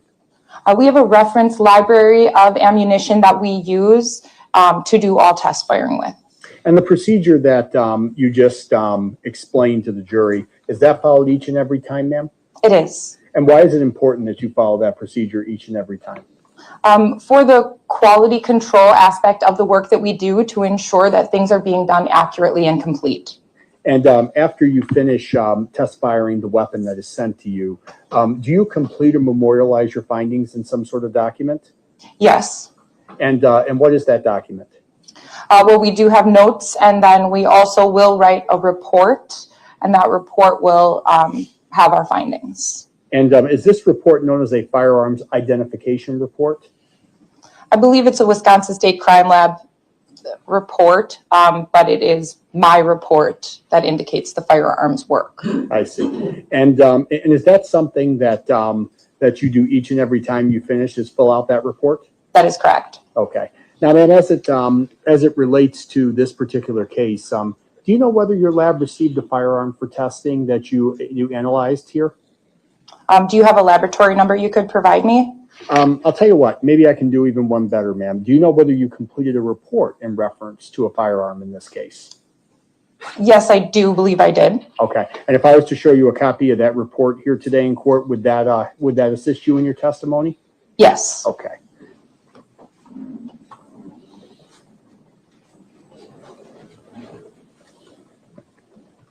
Ma'am, are you able to see what's now been projected on your screen?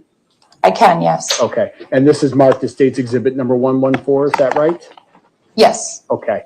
Now, ma'am, just scrolling up, is that your name that's located at the top of this report? That is my name, yes. Okay. And so what is the, when you analyze a weapon, is that the routine practice that you affix your name and your signature to this report? That's correct. Okay. And so does this assist you in terms of evaluating which firearm you analyzed in this particular case? That's correct. Okay. And again, this is your regular practice is to complete reports such as this in the scope of your employment? It is. Yeah, I asked the record that we received the exhibit in for evidence. Any objection to Exhibit 114, Mr. Lychwick? Hearing no objection, the court will receive Exhibit 114. And Your Honor, I would ask that we publish to the jury. Any objection to the publication, Mr. Lychwick? All right, it will be published. So, ma'am, I'd like to start with the first section of this report. Do you see that there's an indication that says item AD1? Yes. Okay. And item AD1, is this the firearm that you received in your laboratory for testing? Yes. Okay. And what type of weapon is this? This is a Germany Mauser, a model Luger 42 or 1939, 9mm caliber semi-automatic pistol. Okay. And then there's also something on this one that says with six landing grooves, right and twist, rifle barrel. Do you see that? Yes. What does that mean? The 6 lands and grooves and right-hand twist rifle barrel would indicate the characteristics of the interior of the barrel of this firearm. And when you receive a weapon at your particular lab, are there some sort of stickers that are noted on it when it receives? Yes. Okay. Your Honor, I believe that there's the firearm should be close by. If I could just use that with the witness, please.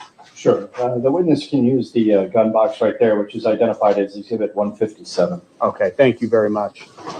Ms. Crawford, do you have exhibit number 157 in front of you? I do. Okay. And is that, are there stickers on that came from your lab? Yes. Okay. Ms. Crawford, the previous witness has testified that the firearm has been rendered safe too. You may proceed. Thank you very much. So now moving down, there's a section that says item AD2. Can you just explain that for the jury? AD2 is a magazine that has 7 unfired 9mm caliber cartridges with it. And is this an item that you would have received in your laboratory for testing? Correct. Okay, so you received, at the time that this Luger firearm was sent to you, also included with the submission was a magazine and then some unfired 9mm cartridges, correct? Correct. Okay. And then continuing to move down, there's an item I and an item J. Do you see that as well? Yes, I do. Can you please explain what is item I and what is item J? Item I is 1 fired 9mm caliber full metal jacket bullet with 6 lands and grooves and a right hand twist. Item J is also 1 fired 9mm caliber full metal jacket bullet with 6 lands and grooves and a right hand twist impression. So these items I and item J, these are also items that were submitted to you for testing as well? Yes. And Your Honor, I believe these items have also been previously received. If we could just show those to the witness as well. And they should be right there for the witness as well. Those are, those were part of 157, correct? Yes. They're on the box. INJ here.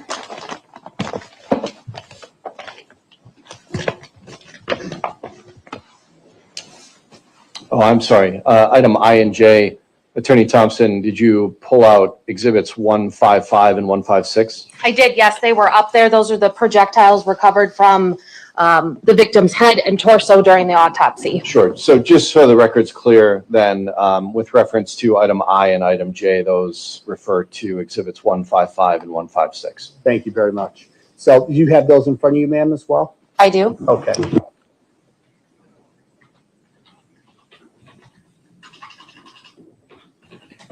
Okay. Ma'am, with respect to all three of those items, are there yellow stickers indicated on each item? There are, yes. Okay. Can you explain that a little bit more? So the yellow barcode sticker is something that's applied to each piece of evidence as it's received from law enforcement to the crime lab. It provides a laboratory case number and a laboratory item designation, and the barcode allows us to track and follow the chain of custody throughout the laboratory as the item is worked. Okay. And again, moving down the report, if I could, please, you had testified earlier that you test fired this particular weapon, this Luger firearm that you received. Is that right? That is correct. And when you test fired this particular weapon, did you find there to be any malfunctions regarding it? I did not. Okay. So the weapon was capable of recycling a bullet through it. Is that right? Yes, it did Okay. function. Okay. I'm just going to take the exhibit down for 1 second here, ma'am.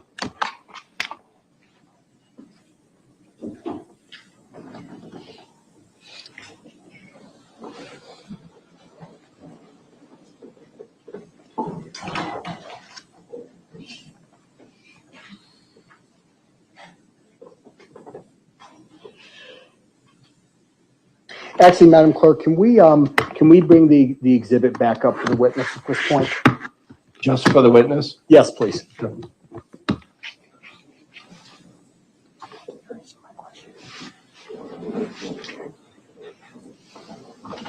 Ma'am, is there a section of your, well, first and foremost, do you have this document in front of you as well, ma'am? I do. Okay. Do you see a section in this report that's called microscopic comparison conclusion? Yes, I do see. I just see the title at this time. Okay. Can you explain what that is? So microscopic comparison is going to be a comparison of the class and individual characteristics of a fired piece of evidence. So say we would take these test fired cartridge cases and bullets, we would then do a microscopic comparison to fired evidence like cartridge cases or bullets that were received to compare the markings that are left over on those bullets and cartridge cases from the firing process that are imparted from the firearm onto those pieces of evidence. We use what's called a comparison microscope, and we compare them by using two stages or two microscopes that are connected by one optical bridge. And I look at both objects simultaneously, comparing the microscopic striations and impressions to each other in order to come to a conclusion. And ma'am, just to kind of flesh that out just a little bit more, actually, before I do that, Your Honor, we've now switched computers. Can we just now, once again, place this back on the screen for the jury? I just didn't want the jury to see my questions. Oh, for the jury? Yeah, Sure. Yes, please. Yep. So exhibit 114 will again be displayed to the jury.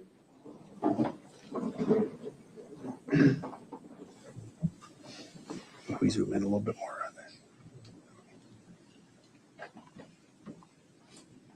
that. So, ma'am, you were just testifying about the section microscopic comparison conclusions. Is that right? That's correct. Okay. And when you're performing a comparison on what is listed as item I and item J, is that right in there? That is correct. Okay. So what you're doing then is you're performing a comparison between what you received, which is item I and item J, with the bullets or the projectiles that you have in your laboratory. Is that right? Correct. The ones that I fired through the firearm compared. Okay. And when a firearm is recycled through a particular weapon, in this case, 1939 Luger, does the cartridge have any specific markings or something that would indicate it came from that particular weapon? That is my experience. Yep. Can you explain that a little bit more to the jury? So during the manufacturing process, when a firearm is being made, it's being made with tools. As those tools are forging those different parts, those tools are changing in themselves. So I like to think of it like a piece of chalk. So say you have a fresh piece of chalk and you take it and you score it on the ground. When you look at that end, you're going to see some striations, you're going to see some impressions from the ground that you just rubbed it against. Now, if you were to take it and do it again, you may still see some of those striations and impressions from that first time, but there may be some subtle or different changes that are happening during each time that you're marking that piece of chalk. So the tools that are used in the manufacturing process are similar in the sense that as they wear through each item that they're making, they also have slight changes. So that's where we have that difference between class characteristics and individual characteristics. A class characteristic will be something that's done, decided in manufacturing. So something like the caliber or that amount of lands and grooves, that would be something that was decided and is a class characteristic. I would expect that many Lugers would have a 6 right-hand twist barrel. Those microscopic striations and impressions that are happening during that manufacturing process where those tools are then wearing through each piece that it's making, those are going to be those individual characteristics, those microscopic striations and impressions that we're using in order to identify a particular gun back to the pieces of evidence that we receive. I see. Thank you for that explanation. And so so again, referring you back to the item that's listed as AD1, the weapon that you received, and then the 2 items that you spent regarding item I and item J. Do you have an opinion regarding whether items I and item J came from item AD1 based on your testing? I do. Yes. Can you please state that opinion, ma'am? It is my opinion that items I and J, the 2 fired 9mm caliber bullets, were fired through the barrel of item AD1, which is the Germany Mauser Luger. 1 second, ma'am.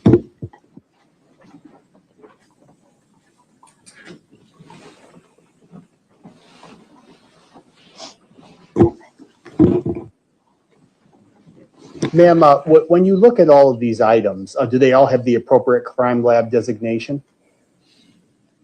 The barcode sticker? Yes. Yes, they did. Okay.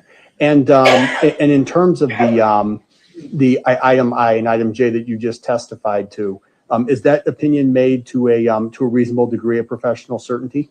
It is, yes. And what specifically would you point to informing that opinion? I'm sorry, can you rephrase that? Sure. What specifically, you've just testified that it's your conclusion that item I and item J were recycled through item AD1. Is that right? Yes, I did. Okay. And what do you rely on specifically informing that opinion?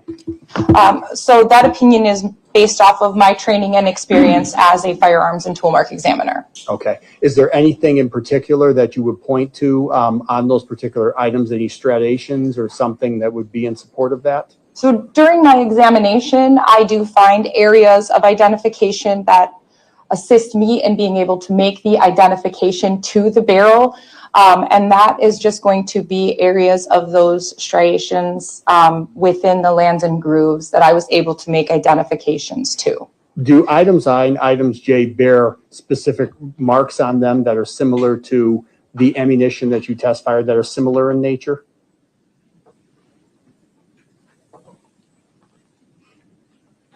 Yes. Yes, they do. Can you explain that a little bit more? So by comparing items I and J to the test-fired bullets that I fired through item AD1, I was able to find areas of identification that, in my opinion, I was able to then make an identification that these two items were fired through the barrel of item AD1. And when you make that conclusion, ma'am, is there some sort of peer review process that takes place in order to ensure the accuracy of your findings? Yes. Okay. And can you tell the jury what that process is? Firearms goes through a two-step process. There is a peer review or technical review portion, and that is when a second qualified examiner takes the paperwork and ensures that it's accurate and complete. There is also a process where that second qualified examiner takes the physical evidence itself, performs an examination, and confirms that the evidence supports the conclusions made in my report. And Your Honor, at this point, may I approach the witness just to retrieve evidence? You may.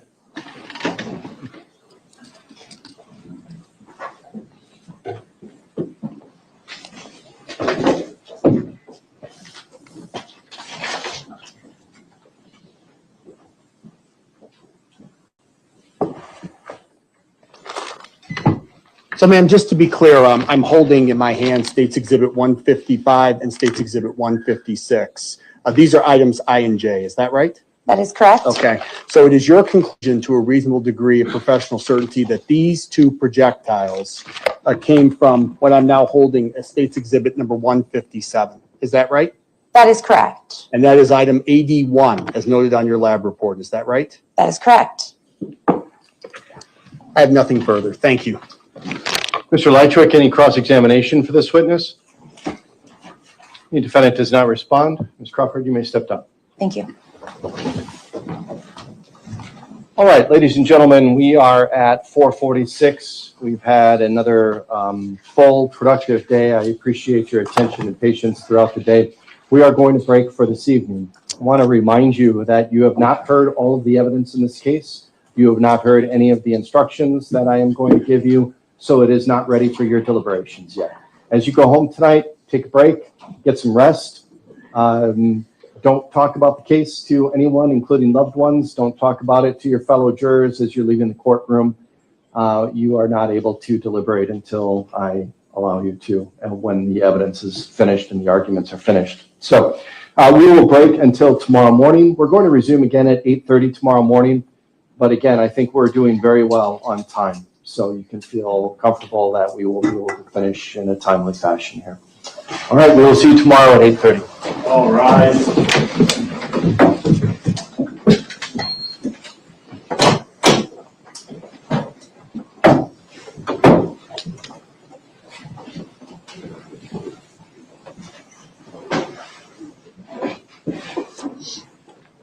Yeah.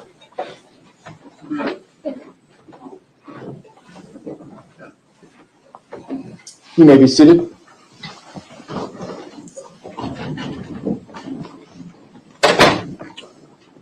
We are now outside the presence of the jury. The court will make the following record regarding the defendant during this period of testimony. I'll also note that the defendant has not been standing for the jury as instructed by the bailiffs.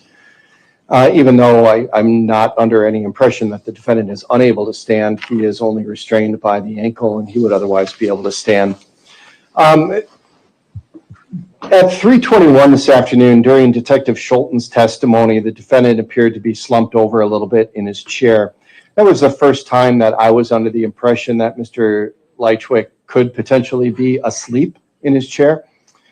I had one of the bailiffs walk behind him and nudge him on his shoulder, and he had, again, that sort of startled awakening where he looked up at the deputy.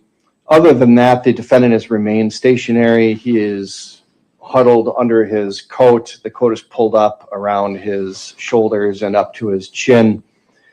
He has maintained some eye contact with court. I've noted it a couple of times where I've looked over at the defendant and he's been looking at the court. And then as soon as we make eye contact, he quickly shuts his eyes. There are other times like now where his eyes are open and he's blankly staring or staring at the court.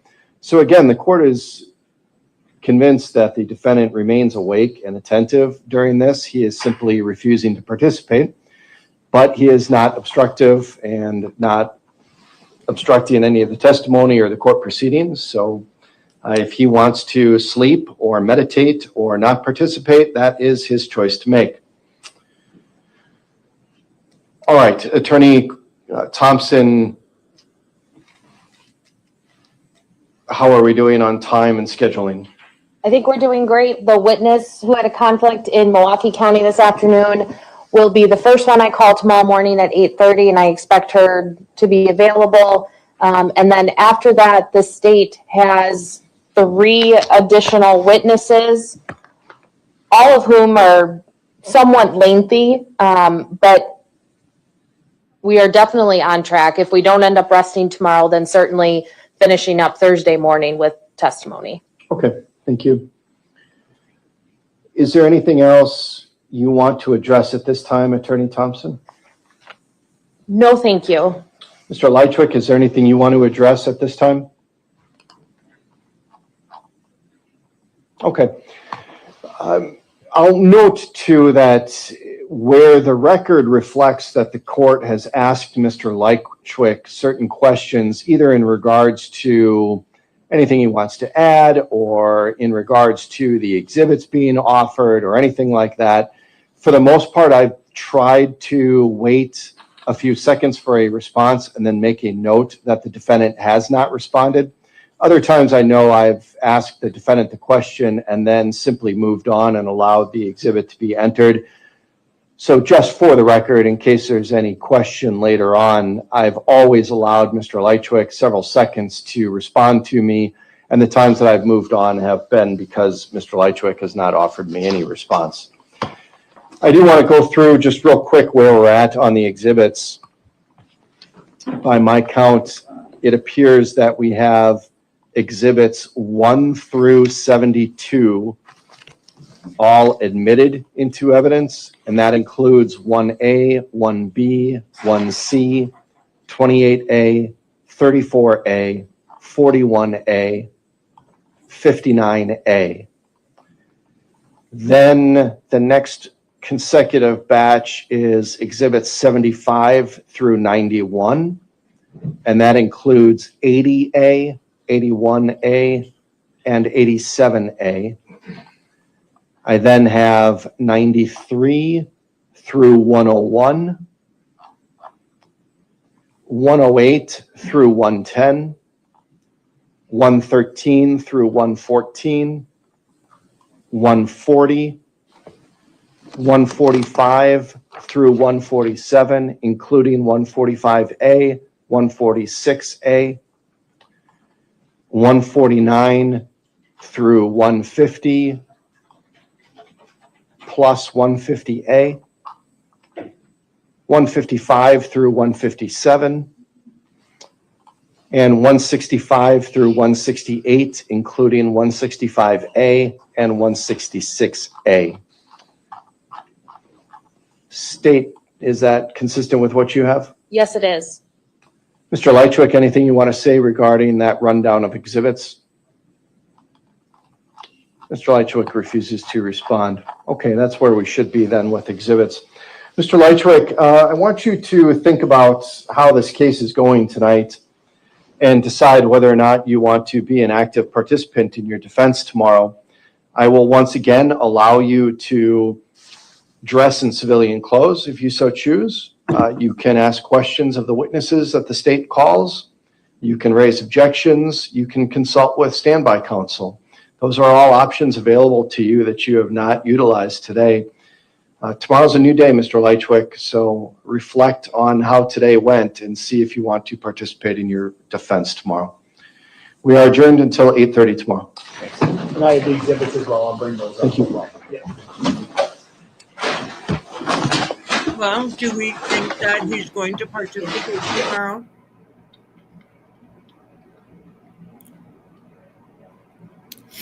I don't think so. It don't look good. But he is grabbing the papers, so that's a plus. All right, y'all. Well, until tomorrow morning, stay safe. Don't forget to like, share, and subscribe. And I will see you in the next one. Bye-bye.